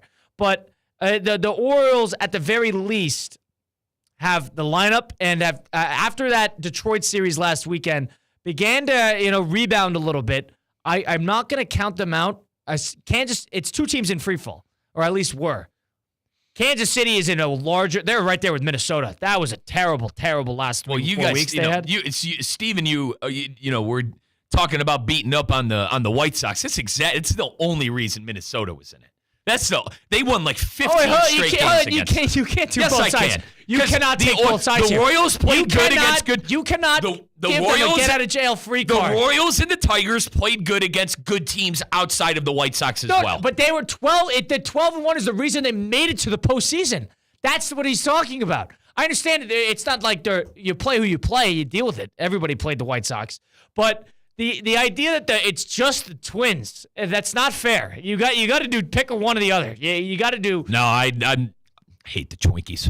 I don't like anyone in the division. I just want justice for the Central because I want flowers for this division. Everybody counted everyone out. This is the worst division in baseball. It's worse than the NL Central. Yeah, hold that. 3 teams in the MLB playoffs. One's winning 3-0, and another one is in the dogfight with the Orioles. Is there a reason that they were relatively close to 500, or at least of the bunch? They had the lowest record, all in the AL Central. Is there a reason that the team that lost the most games in the modern era for the MLB is in their division? All three of them were in the mix. There's no correlation there? Is that what you're saying? No comment. There's no correlation there. C-Cat, how you doing today? Doing okay. How are you? Man, Is there a glare in there? Do you have any sunglasses just in case? I told Colin. These are nice specs. I told Colin. For everyone just joining us, Colin, I struck a nerve with C-Cat today. I struck a nerve with our guy today. Well, he's got him on, so okay. Well, what happened? We need the cam on. There we go. Turn on the YouTube stream, folks. Russo and Rizzo on YouTube. You know what? I wish I didn't do it. So C-Cat walks in with those shades on. And I like to joke around with this station. When we walk in, we have a parking pass now where we walk in through the back door. And it's like, walking into a playoff game. You know what I mean? You're an NBA player strutting on in for your playoff game. And C-Cat's doing his strut, and he's got those specs on. I look at him, I go, "What's up, coach? Got you playing left field today, huh?" And, I thought he would laugh. I thought about that one all day, didn't you? Care to comment, C-Cat? Yeah, he's just a hater. And then you see someone walking with style, you get jealous, and you show the shots. And then he came back 5 minutes later and said, "As you can see, Riz, you struck a nerve there." Why are you so protective about the glasses? Yeah, I just thought it was unnecessary. You take a chance in your wardrobe, you break out a different accessory that you don't wear. You were insecure about this outfit choice. He said it struck a nerve. You gotta wear it with confidence. He said, "Riz." Thought I was. He said, "Riz, you struck a nerve." Now you're talking to a bozo over here. That wears that I wear the station glasses that costs about 99 cents of production. I'm not allowed to have cool glasses because I lose everything. I'll buy Ray-Bans. They'll be gone in 2 months, and I'll be spending $300 on new glasses. You cannot. Let me get something straight. You cannot wear glasses like you were wearing, like they're covering half your face, and they're like the baseball. You cannot wear those and expect people not to comment. It sounds like you wanted to wear it But and here's the nobody thing. say anything. You got to wear that. People are going to say things. We've got a co-host here who is tossing stones from a glass house because I bleep you not, on his maybe third day here, Michael Rizzo wore gym shorts and a white button-up dress shirt. So that's why I'm it getting wasn't gym fashion. shorts. They were cargo shorts. Okay? Oh, that makes it a lot better. They were, Colin, I grew up at a country club. They were Is the Rizzo family listening? They were the country club shorts. Okay, with the button down on, and everyone had a problem with it. As they should have. It's a have. look that I've done my entire life. And did people give you crap for it? No. You just said everyone had a problem. The silent judgment. Theo, it was the silent judgment, and then Theo finally pulled me inside and said, "Yeah, Riz, I don't think you could pull that off." Theo is my fashion guru. I like my outfit today. I got my polo, I got my polo dress pants on with my polo shirt and my Pistol Pete shoes. So God forbid I wear a pair of sunglasses why that is are it for My the problem athletics. is you're upset that he made a comment about it. You can't wear glasses like that and people don't make a comment. I haven't seen Rizzo all weekend, right? I go spend time with my loved ones. I spend time in my apartment, leisure, watch football. I wasn't here yesterday because I was in Miami for Miami Heat Media Day. Thanks for the invite. And the first thing that he says to me is an assault Hello, on how was your my- weekend? Yeah, no. It's, hey, with this joke that he was cooking up all weekend. He probably saw them on the desk. I was waiting for I wore them out loud. Yeah. It's the first time I ever saw those glasses. And the MLB playoffs were starting today. I thought, Colin, what do you always talk about? Theme, right? Vibe. Theme. Vibe. MLB playoffs. Those glasses look like a left fielder looking up in the sky and flipping down the shades to secure the fly ball. I look hot. I don't know what you're talking about. Like, sunglasses can turn a woman from a 7 to a 9. They can do the same thing for a man. Wait. I've gotten like 2.5 points. You're losing me. Grown men don't say I look hot. You're Grown losing men me. do not Correct. say When they're not hot, they don't do that. Yeah, you're right. Well, maybe you're losing me. But wow, I didn't. Colin. I guess country club shorts and a button down ain't the move. I got to move off that. Yeah, I would agree with I'm not that. gonna. I didn't see it, but I would agree. I'm not with going to that. get all insecure about it like you did with the glasses. I appreciate the criticism, but Wow. Jealousy. Jealousy? Yeah. Okay. How was? By the way, hang on. How was Heat culture yesterday? Honest to God, I wish I could have went. We Looked fun. cheapened Heat culture because while they were doing player interviews, like we were like the only show in town talking about Josh Allen, the Bills, and the Ravens, a lot louder than these very modest and lower-spoken players were. So in the background of all the interviews you hear from Heat Media Day yesterday, in the background you hear, theoretically speaking, live from there. And So Hero, look at me.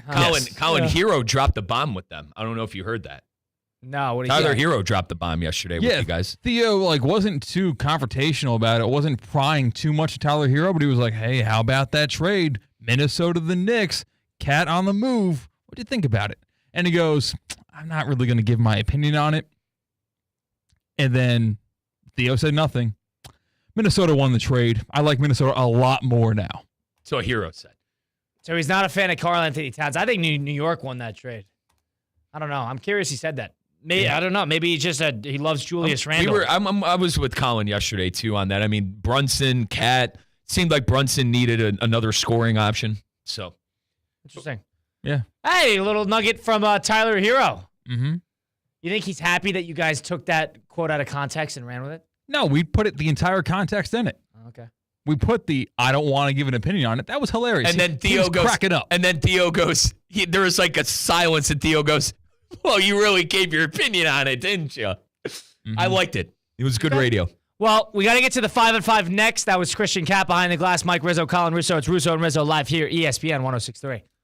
Live from the Anajar and Levine Accident Attorney Studios. Anajar and Levine Accident Attorneys. Call 1-800-747-FREE. This is ESPN 106.3. Theo here. EDS is yes. You've heard me say that over and over. So I need you to keep this website in mind too. EDSIsYes.com. For the most trusted AC specialist here in Palm Beach County, EDSIsYes.com. For 24/7 support, EDS is a trained comfort specialist. It's hard to stop a train. There are so many reasons why EDS is yes when it comes to your air conditioning and plumbing. EDSIsYes.com. That's EDSIsYes.com. ESPN 106.3 is your home for Miami Dolphins football. Every Miami Dolphins game right here, all season long on ESPN 106.3. It's your boy JC. Breaking news in the NFL. Miami, you have hope once again. We explain all on today's brand new Questionable Call with Josh Cohen, exclusively on YouTube. Subscribe now. Questionable Call with Josh Cohen. New episodes every Monday, Wednesday, and Friday.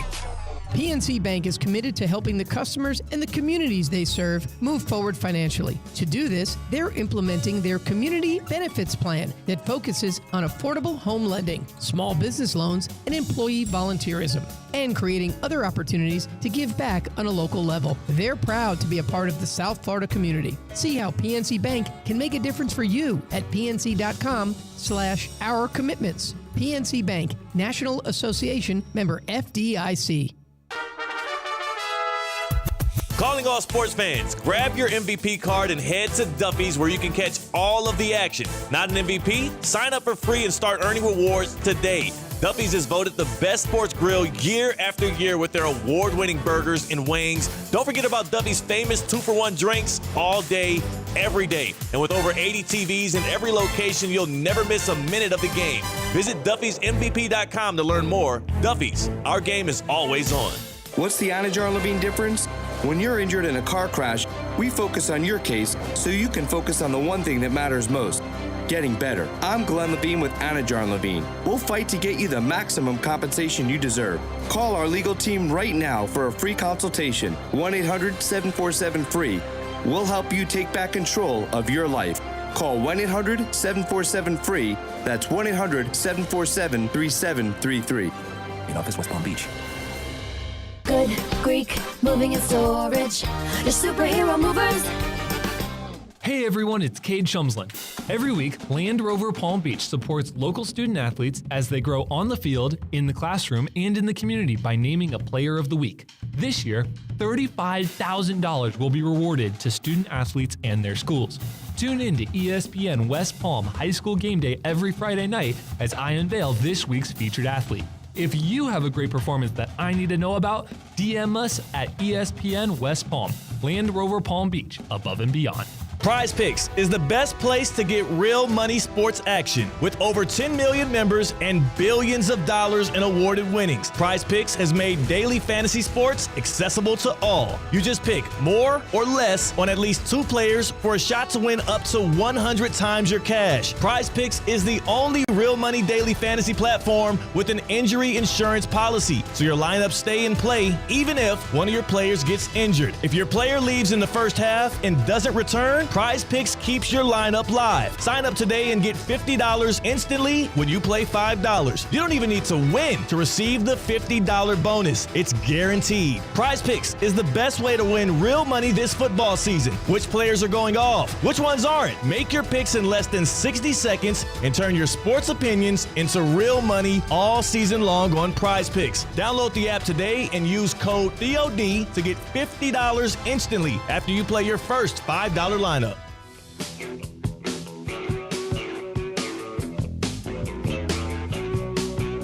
Let's get back to the Anajar and Levine Accident Attorney Studios. This is Russo and Rizzo on ESPN 106.3. Well, masterclass in jinxing the game just went underway last segment by our very own Mike Rizzo. It's Russo and Rizzo live here, ESPN 106. I mean, you guys already act like the Astros won the game. We're good. 1 out in the 9th, 2nd and 3rd. Man on 2nd and 3rd, 1 out, bottom 9. Detroit 3-1. They're out of a mountain visit right now with Foley. Who are they bringing in? It's what my grandfather used to say. They got him right where they want him. Yeah. They got him right where they want him. They don't. I think Houston's going to find a way to win this, and it's going to be problematic, to say the least. Foley blew the game last weekend against the Baltimore Orioles, and they brought in Brieske, whatever the name is. Bo Brieske. Yeah, and they brought him in, and he closed the game. So maybe they get a little bit more luck with that. I give Hinch credit for making a change there before it got any worse. Man on second and third, we'll keep you updated on Russo and Rizzo live here, ESPN 106.3, presented in part by Hard Rock Bet. Sports betting, it's legal in Florida on Hard Rock Bet. It's Florida's only legal sports betting app. Bet on this week's games. Bet on who you think will win the division, the conference, win it all. They got it covered. They also have college football as well. You can bet on touchdown scorers. You can bet on passing yards. You can bet on other stats, total points, who will win, so much more every Sunday on Hard Rock Bet. If you miss kickoff, you could also bet live, play-by-play, towards the end of the game. It's got easy deposits and fast withdrawals. It's got PayPal, Venmo. It takes cards, whatever. And, it's perfect because it's simple enough for the new player to get involved and understand things quickly, but it also has the sophistication and levels to it that will satisfy the experienced player on Hard Rock Bet. It's a sports book for every kind of player. Try Hard Rock Bet now and get up to $100 back if your first bet does not win. The first bet can be a parlay. It can be a prop, over, more. It's up to you. Any game you choose. The amount you bet is the same amount you get back. Try Hard Rock Bet today. It's offered by the Seminole Tribe of Florida. Must be 21 plus and physically present in Florida to wager. Terms and conditions apply. Concerned about gambling? Call 1-888-ADMITTED. I'd live bet the Astros if I had a choice. No. No. Geez. Man on second and third here. Got them right where they want them. All right. And C-Cat helping us out behind the glass as always. Quick update. Royals 1-0. RBI single. Bobby Witt. Middle of the sixth coming up. All right. That's our Royals 1-0 now. Of course, Detroit sitting at 3-1, bottom 9 with men on second and third. C-Cat, how you doing today? Welcome in. Let's do some 5 at 5. Number 1. Thanks for having me once again, gentlemen. You're welcome. Riz, you're going to jinx this game so bad. Dude, why do you guys, the 1-1 pitch? You guys take a sick pleasure in me being wrong? No. I think you just screwed over the Tigers. No! Nothing I said. It's hysterical with the jinxes.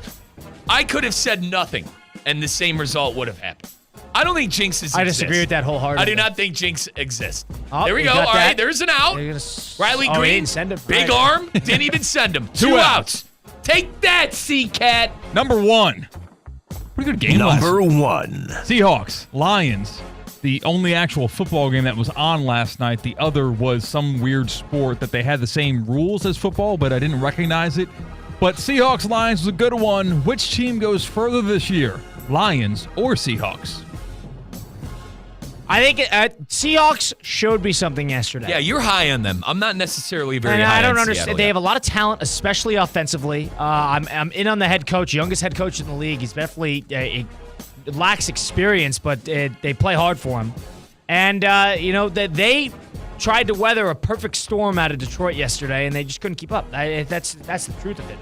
And, in terms of upside, Detroit, of course, they just have talent all over the field, and Goff is more proven as a quarterback comparatively to Smith. So it's got to be the Lions here. But I think the Seahawks did show me something. I think it's the Lions. They're proven. They went to the NFC Championship last year.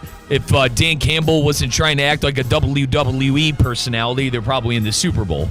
And Seattle, maybe it's because I'm so high on the Niners. I picked the Niners to win the Super Bowl. That I'm not really giving them any credit. I'm not a Geno Smith guy either. I think he's serviceable. I question if Geno Smith can, number one, lead them to the playoffs and or win a playoff game. So I'm going to have to go with the Lions. I think they're the more complete team. Number 2. Mike McDaniel, after Monday Night Football, said, quote, changes are coming, with the Dolphins losing to Tennessee at home by double digits. Will these changes change anything for Miami this year? Changes, clearly not. If Huntley's still going out in quarterback, that's the only real thing you could possibly do. And it's been confirmed that Huntley's going back out there. So no, nothing's going to change. If they take a step, I'll eat my words. But they are in a tornado, a crap storm. That's where the Miami Dolphins are. I think it's just one of those years. It's one of those years where you're probably going to win 5 or 6 games for the Dolphins. I know. I think you're highballing it at that point, but yeah. I took more stock into it going out. I think it had a lot more to do with him going out and losing the season there. Colin brought up a lot of good points about Coach not getting them up and ready to play, and I think they're all good, but I think the players could have a little bit more accountability as well. Regardless, they're a mess, and this opens the door for the Jets. This opens the door, I think, for another AFC team, because I did have the Dolphins in the playoffs before the season started, so they could bring in, Joe Flacco. I don't even think it would go right. And Flacco beating the Steelers last week and leading the Browns to the playoffs last year. What changes are you going to make? Bringing Odell back? Is that the change? Is he going to come out, Colin, and say Beckham's available?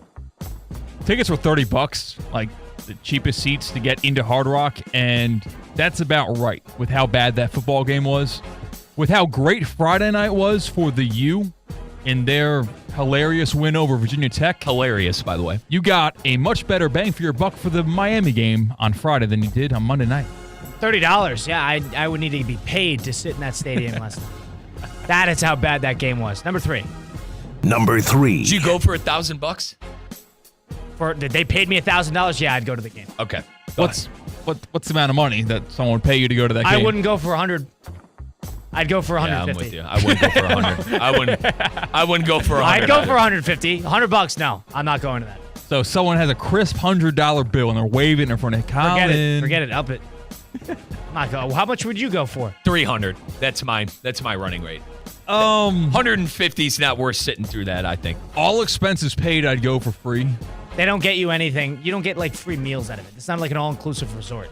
All right, like not meals, but concession stand, like a little per diem action. All right, that changes things. You could get $500 worth of items at the concession. but it's unreasonable. Like I got a sugar daddy taking me. Postseason since 1990, teams are 1-538 when trailing by 3+ runs entering the 9th inning. The Astros, of course, bases loaded, 2 outs.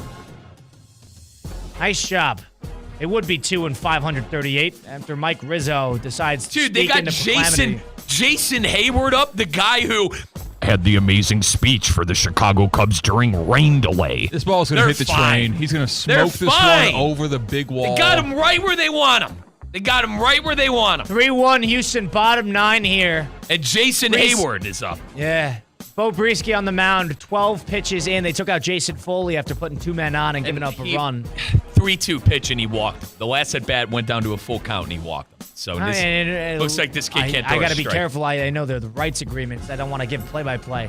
But 89 low and away, 1-0 count. Number 3. Thank you. You beat DJU. He's a broken finger, believe it or not. He's going to miss multiple weeks for Florida State. FSU, they are 1-4 with DJU at the helm. Can Florida State be bowl eligible at the end of this year? I want to start this, Colin, because I'm going to say something that might ruffle the feathers of Florida State fans. I think they're the biggest disgrace in college football this year for many reasons. Number 1, maybe instead of complaining in the offseason about what went wrong the season before, you should have been preparing for this year. I agree with that. I was also on the train of, it's similar to what I've been saying about McDaniel, right? Of it's just a bad year. It's just a down year. I mean, you've lost to SMU and you've lost to Memphis. And I think you lost to 2 bottom-tier aces. With all due respect to Billy O'Brien and what that coach is doing out there at Virginia Tech, I don't think they're world beaters. This is Boston College, Bill O'Brien. Yes. And then the coach for Georgia Tech, I forget his name. This is a disgrace. Tallahassee fans and Florida State fans have every right to be mad. And that this whole DJU NIL deal is going to go down as one of the worst in the history of college. Jason Hayward lines one right into first base. Wow. Hey, C-Cat, you there? That had a 2-run RBI written all over it. Hey, Colin, you there?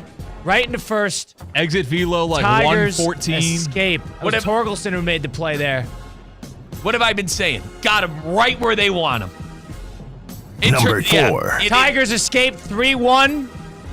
Bases loaded, 2 out. That's postseason baseball for you. Wow, in Houston, Tigers get their Scooble game, as Steve Phillips says.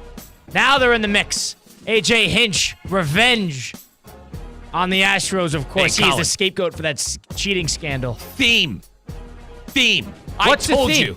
What's the theme? I told you. Give me the theme there. The theme with that ninth inning got them right where they want them. 1 in 538, and Rizzo was basically a they glove want size from being wrong. Got them right where they want them, man. Wow. Jason Hayward gets lined out. They're facing the top of the lineup soon, but Bo Brisky. What do you mean? That's right to him. Right to him. You guys are taking the you-know-what on that. That is right to him. But he hit the ball well. Please. Jason. It's what they call a barrel in the game. He's trying to talk himself off this hill. Jason, you almost screwed. I'm not talking myself off the hill. Jason Hayward is a proven fraud. Is there a bigger fraud than Jason Hayward? There's no reason to go after Jason Hayward here. He got the barrel of the ball. You guys are like, oh, dude, it was so close. That guy's a choker. He got good contact there. You gotta take it easy. Jeez, number 4, wherever the hell we are. Number 5. On 4th, Pete Rose passed away, sadly, at the age of 83 yesterday. Should Pete be a Hall of Famer? Well, and Steve Phillips alluded to it. If you missed any of that, you can catch that interview on Russo and Rizzo on Apple, Spotify, wherever you get your podcasts. But he mentioned, of course, the Hall of Fame has its rules about the suspension list. Well, the bottom line is it's a matter of the lifetime suspension list, and it's basically, him and Shoeless Joe Jackson are the notable ones. But the idea that as a baseball player, not as a manager, he should not be in the Hall of Fame is stupid. He should absolutely be in the Hall. If everything, all of the records that are going to be untouchable records, that is, nobody's touching that hitting record ever again. At bats, nobody's touching it. Nobody's touching it. Pete Rose is an unparalleled baseball player. Absolutely be in the Hall. Gambling on your team to win is a whole lot different than gambling on your team to lose and throwing the games a la the 8-man out Black Sox.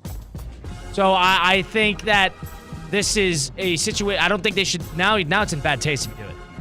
But they should have done it when he was. And Pete's pride got in the way of that. I'm willing to. Yeah, absolutely. No doubt about it. He didn't admit it until 2004 when it came out in 1989. But should absolutely be in the Hall for his contributions as a baseball player. You can't have the hit king not in there. Can't do it. Agree with everything Colin said there.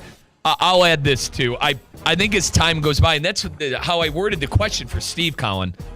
I more or less said, this is probably going to sound like it's in bad taste, but now that he's not here with us anymore, I mean, I think it's only a matter of time. I think it's only a matter of time. I think you got to die on the hill. That's what I think the MLB is going to do. They're very stubborn. But I don't think they're going to do it. What's your take on, how gambling is now? I understand players. That's why it's a fraudulent thing. It's like MLB presented by FanDuel. That's what I mean. But it's stupid. So that's my take on it. You can't be presented and work hand in hand the sports leagues with the gambling, but all of a sudden it was like it was the worst thing in the world. Did you know that when Pete Rose's son made his major league debut, the MLB made him buy a ticket? That they screwed him. And I know he was caught in the middle of 3 commissioners because he was suspended. Here's a fun fact. Not really that fun. But Bart Giamatti, the MLB commissioner at the time in 1989, of course, the gambling probe comes out, and he was, betting on games, didn't want to admit it. Giamatti, who was the commissioner, late August, puts him on the suspension list for his life. 9 days later, or a week and a half later, Labor Day weekend, it was the end of August and Labor Day weekend, dies of a heart attack. Of course, they bring in a couple interim guys. Faye Vincent comes in, was a terrible disaster as the commissioner of the Major League Baseball. Then, of course, when Bud Selig took over years later, that's when, if Pete Rose was willing to admit, hey, I did this, I never threw games, I never bet on my team to lose, the integrity of the game meant too much to me. If he did that, he played ball in a sense, I think he'd be in the Hall of Fame today. Repent for his sins. And he has since, but it took him 20 years to get there. I mean, I used to see the videos of him outside of the Baseball Hall of Fame doing autographs and stuff. That just rubbed me the wrong way. Yeah. I don't know. That really rubbed me the wrong way. Yeah, he's handled. That's Pete as a person. Pete is a complicated person. But as a baseball player, he owned up to the gambling thing immediately. I think it would have went. I think Seeley would have threw him a bone. It would have went a whole lot different. And I think you're right. We'd be in bad taste if they put him in now. Now you can't do it. Now it would be a slap in the face. Now that you can't experience it. All he asked for the last 15 years of his life was being inducted. So I'm going to have to tell, hopefully, if I'm lucky enough to have kids, I'm going to have to tell my grandkids, hey, All-time hit king. Not in the Hall of Fame. But why, Grandpa? And I got to tell the ugly story. You're having kids? I hope so. One day. All right. Is that not fair? Number 5. Is that, wait a minute. Is he shaming me for wanting to have kids? Wow. I can't imagine you with children. Why? I don't know. You seem like a hotshot bachelor. I see it. Okay. All right. Now you got to prove him wrong, have a couple kids. I mean, my God. The way this guy paints the town red, man. I feel like Rizzo's walked to the office in yesterday's clothes like 4 times. Been here for like 2 weeks. He's had this. He's coming What's after you. going on, man? It's because of what I said about the glasses? Number 5. Major League Baseball playoffs underway. Jesus. We just told you 5 minutes ago the Tigers took Game 1 versus the Astros. Which wild card team is the most dangerous? You're clearly out on Baltimore. Yeah, I'm not a Baltimore believer. I think it's got to be one of these Central teams. I think it's the Royals, and I think it's the Tigers. I'm hoping it's not the Tigers, Colin, because my Guardians. And by the way, I wanted to apologize. I said Indians with Steve. It's Guardians. I apologize. But you got Scooble every 3 days. That guy is going 7, 6. It's 6 regardless minimum. Damn near 7 every single time and striking out 6 and keeping it under 2. So I like the Tigers in that sense. In the NL, I do have to agree with Steve. I like the Padres. That triple play, Colin, you talk about theme, you talk about mojo. Those Padres have mojo. Manny Machado really not that he was bad, Colin, but really resurrecting his stardom again. They got Dylan Cease. They got Michael King. I like their bullpen enough. I'd probably go with the Tigers and the Padres. I don't like that starting pitching as much as Steve Phillips did. Outside of King and Cease, it's Darvish. We've seen this movie before. He's got experience, right? A bad experience. I mean, how many games has he blown in a big spot? But what I'll say about the Padres is, in terms of well-roundedness, they're right up there with anybody. And he said he thought Jackson Merrill was going to win the Rookie of the Year. I don't think they could give it to anybody but Skeens. That's another problem for another day. But with you on that. I think that it's going to be the Padres or the Mets here. I mean, of course, the Tigers got mojo, but I think the Mets, watch it happen. Either the Mets are going to Met or they're going to make a run. That's what's going to happen. And the Padres, of course, as you mentioned, top to bottom, whole lot of talent. They're fun too, right? Yeah, they're fun. And at a certain point, the money's got to go somewhere. It's got to show up somewhere.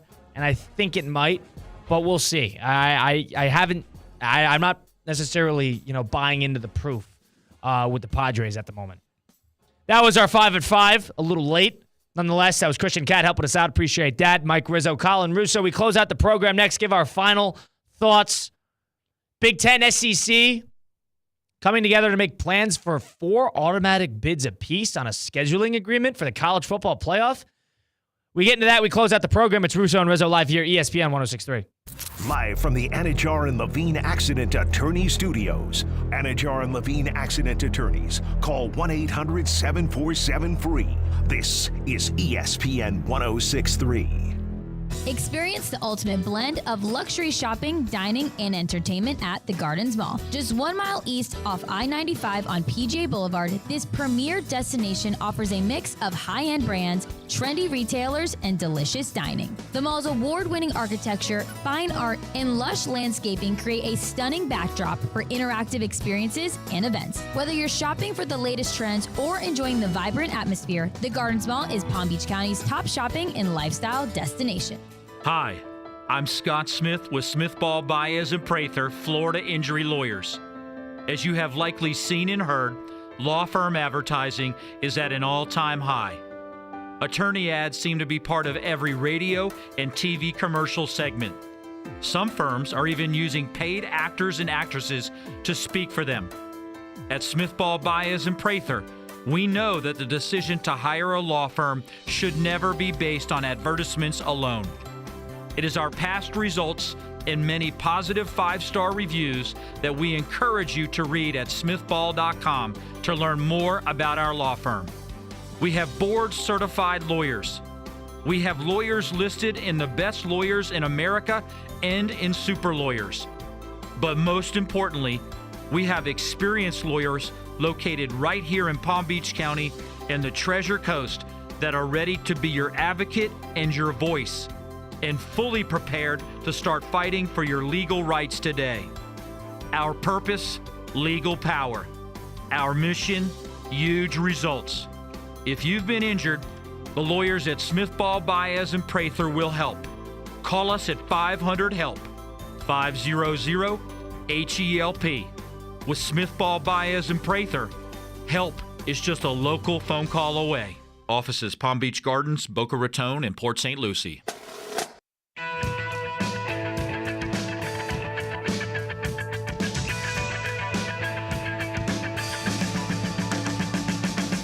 Let's get back to the Anajar and Levine Accident Attorney Studios. This is Russo and Rizzo on ESPN 106.3. Close out the program here. October baseball is here with the Wild Card Series. Is basically in full-fledged right now with the Tigers escaping against Houston Astros, winning that one 3-1. Bases loaded, bottom 9 with 2 outs there, and they escape. Baltimore and Kansas City going at it right now at Camden Yards. 1-0 Kansas City. That's the end of the 7th. Low-scoring one there. The Mets and Brewers are officially underway. The Brewers' hot start. Bottom 1, no outs. Severino getting banged early. Already 1-0 for them with man on first and second currently. No outs. Mets are going to Met. Brewers, for some reason, have their number. It's Russo and Rizzo live here, ESPN 106.3. Colin Russo, Mike Rizzo. Christian Cat, presented in part by our pals over at the Boca Raton Bowl. It's coming up. The annual Boca Raton Bowl's ABC Supply Great Chefs Tailgate Showcase, presented by the Boca Raton Innovation Campus and CP Group, heats up on Tuesday, October 15th from 6 to 8:30 p.m. Join ESPN West Palm's Theo Dorsey at Brick and Boca Raton as dozens of local chefs, breweries, and cocktail masters serve their favorite tailgate classics. Tickets are on sale now. Includes all food samplings, entertainment, beer, wine, cocktails, and soft drinks. Visit spiritofgivingnetwork.org/events to purchase your tickets today. The SEC and the Big Ten are rumored to be getting into talks in Nashville next week about a scheduling agreement. Maybe teams play once a year. A Big Ten team plays an SEC team. But another point that came up was the fact that each conference wanted 4 automatic bids to the college football playoff apiece for when that contract finally alleviates in 2026. Maybe that's the way of, with the committee, with renegotiating, that they'd get 4 auto bids per conference. That's the word on the street. I have a problem with that, but Rizzo, I want to see what you have to say. Can I tell you why they're doing this, Colin? Okay. 12 of the top 13 right now are Big Ten and SEC teams. It is early in the year. It is, but can you guess the one lone team that's in there? I think you can. The one lone team. The top 13, Colin, 12 of Miami. Yeah. And I could argue, who's the 4th team in the Big Ten? Michigan, Penn State, Oregon, whoever you say it is. Problem is the SEC would have that. I think that Big Ten's trying to group their way in. They don't produce 4 quality college football playoff worthy teams per year. They don't. In the standards of, the Penn State last year, the year before that, but in the standards of 2024, when you're putting 12 teams in the playoff, You think your Big Ten's going to get 4? Yes. Who? All right, so Oregon, Ohio State, Penn State. Who else? Probably Michigan. Michigan is not. No. Michigan has USC. They have Indiana, underrated. They beat and USC. They beat I'm USC. sorry. They have Indiana. They have Ohio State, and they think they have. It's at Illinois. At Illinois. They stink. That team is going to lose 2 more games at least. You think Michigan 4 loss team? Yes, they should have lost on Saturday. They're changing the rule because of Michigan won. Absolutely. They're changing the offside rule. 86 passing yards for Alex Orji. Terrible. That team is not making the college football playoff. They don't pass the eye test, and they're not going to have the resume. You don't know how much I love hearing that, but I'm with C-Cat. I think Ohio State, Oregon, Penn State, I think at least 3. Now, to your point, maybe the 4th is USC. Maybe USC, now their schedule, USC has to go, and actually they're playing Penn State at home. Penn State fan, I know I've been hard on the Nittany Lions, but can you win that game at USC? Yeah, not much of a home atmosphere there in USC in comparison to the Shoe or the Big House. Yeah, they can win that game. I think if Penn State beats Ohio State, I think they're in. I think Penn State is going to lose 1 more game. That's why. Penn State has the easiest schedule. I agree with that. Penn State has got an easy schedule. I personally think Penn State's going to lose 2 games. I think they're hopefully, God willing, no offense, Cat, going to lose to my Buckeyes at home. And then I think somewhere on the schedule they're going to stub their foot. I can't believe how bad they played against Illinois. I know I took the plus 18.5, and I was very confident about it. But to be honest, the whole Saturday, I'm like, oh, my God, there's no way that they're going to be able to keep it within 18.5 at Penn State. I think a lot of it has to do with Drew Aller, no? Michigan also has Oregon at home. And Michigan's losing 3-4 games. See, Kat, I protect Drew Aller because he's from Northeast Ohio. I like to give him the benefit of the doubt. I covered the kid at Medina for high school hysteria for ESPN Cleveland, all right? But I think they expected him to be a little better than advertised. They have no offense right now. He's been pretty good. They have maybe they have the second best rushing attack, in my opinion, in the country, which is no small feat. But like 14-7 at home. I know Illinois mucks it up. It was 14-7 with like 5 minutes left in the fourth quarter against Illinois. Penn it was a damn near never pick six that lost control of that game against a top 20 team. Who? Illinois. I thought it was an ugly game by Penn State, Colin. I don't know how much of the game you watched. Yeah, but Penn State. I did thought watch it was that game. ugly. Penn State plays slow and ugly, and it's going. They are going to get in because they have an easy schedule. And that's the only reason. I'll give CCAT this. They have an elite defense, and that's why I'm worried as a Buckeye fan. I don't know how good Will Howard is. I don't know how Will Howard is going to respond to Eugene and Beaver Stadium. That's what I'm worried about. I have no problem with saying Penn State is going to get into the playoff. That's 3. I don't think you should just be able to slot in a 4. The Big Ten does not produce 4 playoff-worthy teams year in and year out. They don't. With the Washingtons of the world, they just lost their head coach, who's probably a top 5 head coach in college football at the moment. And Oregon, of course, is going to be in the mix. I understand that. And USC is a little in, little out. So I don't think that addition is going to get them over the hump of 4 teams per year. I think, but back to my argument. I'm sorry, I never went full circle with the argument. Those 4 teams we just named, Ohio State, Oregon, Michigan, and Penn State, I'd take those 4 teams over BYU, Kansas State. I am not taking Michigan over a substantial amount of teams in the Big 12. Okay, I would. I think they'd run the ball 50 times and win the game. And they should have lost to Minnesota. They had a good win against USC, but USC handed them that first half. Michigan. Yeah, it's okay. But Colin, 21 unanswered in the fourth quarter by Minnesota. I think it was just one of those games where they should have lost, Mike. They should have lost. I don't know, man.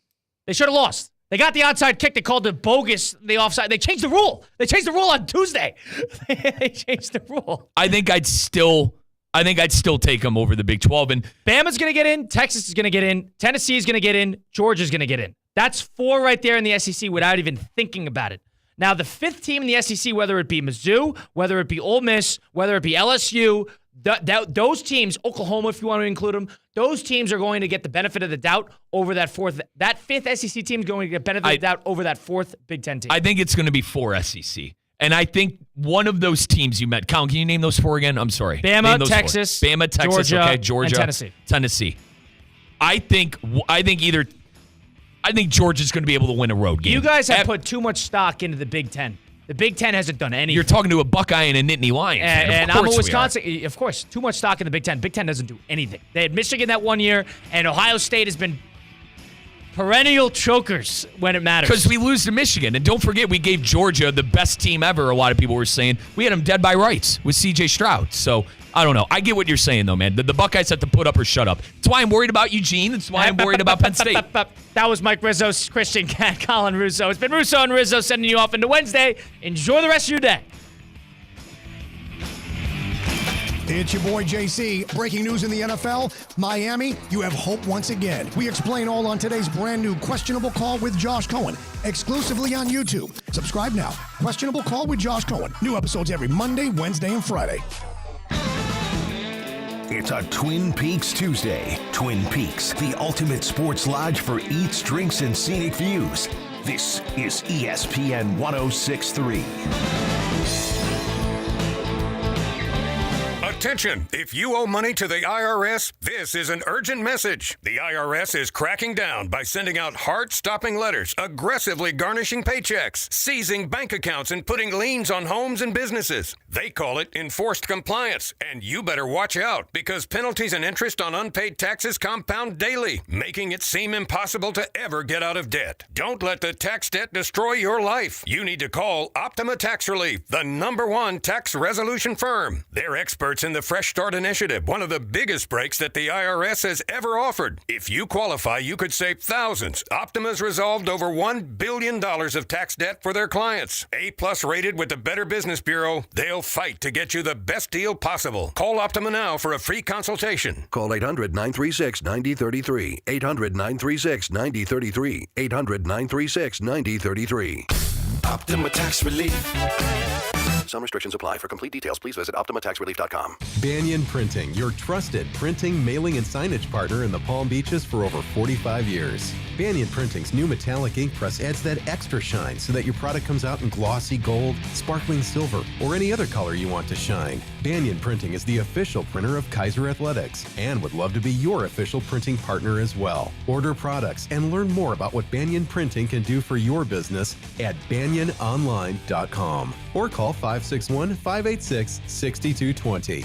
Hey, this is the Fat Jack, and football season is here. Are you ready to make some money? Have you bet on sports before? That probably did not go great. I can help you make money. Go to fatjacksports.com and get dialed in to turn a profit. The picks are emailed to you.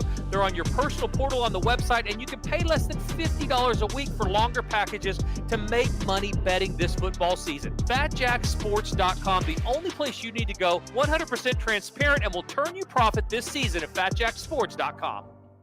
ESPN West Palm and Humana are proud to recognize military veterans within our local community. Our Veteran of the Month is Colin Durant. Colin served 5 years in the United States Navy, with additional service as an FMF corpsman in the U.S. Marines. Colin resides in West Palm Beach and continues to be an inspiring presence in the veteran community. He is a proud owl, graduating from Florida Atlantic University with a master's degree in business. Colin is an avid sports fan. His favorite teams are the San Francisco 49ers and the Philadelphia Phillies. His favorite athlete is Kevin Durant. Join us in extending our heartfelt gratitude to Colin for his unwavering service, sacrifice, and continued dedication to his fellow veterans. Colin Durant is the Veteran of the Month, presented by ESPN West Palm and Humana. Get ready to rev your engines because NASCAR is coming to Homestead Miami Speedway with the Craftsman Truck Series playoffs and NASCAR Xfinity Series playoffs doubleheader. Want tickets? We got them. Listen to ESPN 106.3. You may play our NASCAR or the movie Cars trivia game. Call in to Theoretically Speaking or Russo and Rizzo when we tell you to. Follow ESPN West Palm on all platforms and be on the lookout for contest details. To purchase tickets, visit HomesteadMiamiSpeedway.com. Call 1-800-747-FREE. That's 1-800-747-3733. ESPN 106.3. WUUB Jupiter, a Good Karma Brands radio station.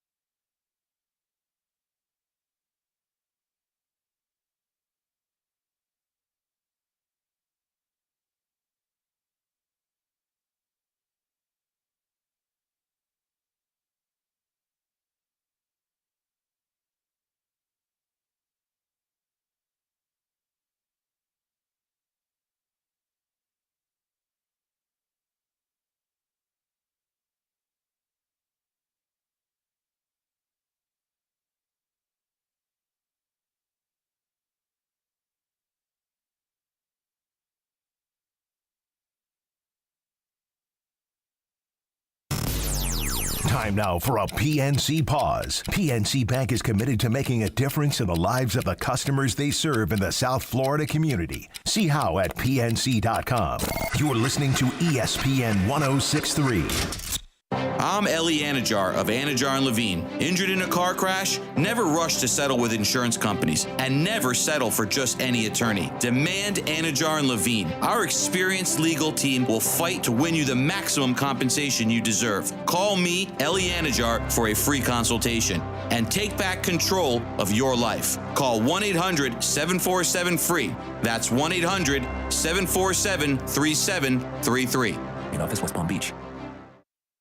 Kaiser University's flagship campus, the 100-acre residential campus at 2600 North Military Trail in West Palm Beach, extends Kaiser University's educational offerings to over 100 degrees in the heart of South Florida. Kaiser University also has an athletic program with 20 national championships, including the 2024 Women's Swimming and Diving Championship and 2023 football, lacrosse, and men's swimming and diving titles. Visit KUSeahawks.com for the latest.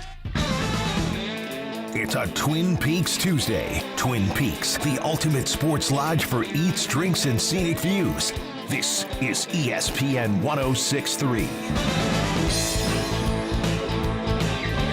Texting enrolls you into reoccurring automated text messages. Consent not required to purchase. Message and data rates may apply. Hey, Dan, how you doing? Haven't seen you around the gym for a while. Yeah, I've really fallen off. Since I turned 40, I just don't get the results I used to get. Could be lower testosterone. Lower T? Yeah, I went through it a while back. Once you hit 40, your body has less free testosterone. I got Nugenix Total T, and it's made a huge difference for me. I've seen that ad on TV. Is it for real? Oh, yeah. The key ingredient is something called Tesnor, which helps boost free and total testosterone levels to help you trim up and stay lean. And it's made a difference for you? Man, I feel like I'm in my 20s again, at work, in the gym, and in the bedroom. Are they still giving out complimentary bottles for people to try it for themselves? Yeah, you just need to send them a text. Text STAPLE to 321-321 right now for your complimentary bottle of Nugenix Total T, the #1 selling testosterone booster at GNC. Plus, text now and we'll include a bottle of Nugenix Thermo, our most powerful fat incinerator ever, to help you get back into shape fast. Absolutely free. Text STAPLE to 321-321. That's STAPLE to 321-321.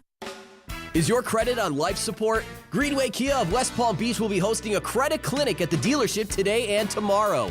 Local bank representatives will be on site to grant special approval to consumers who meet certain minimum criteria. If you have a job bringing home $350 weekly, the credit clinic at Greenway Kia of West Palm Beach wants to approve you so you can drive home your new Kia today. Greenway Kia of West Palm Beach will be hosting a credit clinic at the dealership today and tomorrow. Hello, is this thing on? I repeat, Greenway Kia of West Palm Beach will be hosting a credit clinic at the dealership today and tomorrow. If you have a job bringing home $350 weekly, the credit clinic wants to approve you for a new Kia today. So what are you waiting for? Don't miss the credit clinic today and tomorrow at Greenway Kia of West Palm Beach. Call 800-NEW-KIAs or go online at greenwaykiawestpalmbeach.com. We want to see you in a Greenway Kia. Credit affects down payment and approval term. ESPN 1063 is your home for Miami Dolphins football. Every Miami Dolphins game right here, all season long on ESPN 1063. Good Greek moving and storage. Your superhero movers. Good Karma Brands is proud to be an equal opportunity employer. Our policy is to provide equal opportunity employment, development, and advancement to all current and potential teammates. If you are an organization that wants to learn more about careers with Good Karma Brands, please email careers@goodkarmabrands.com.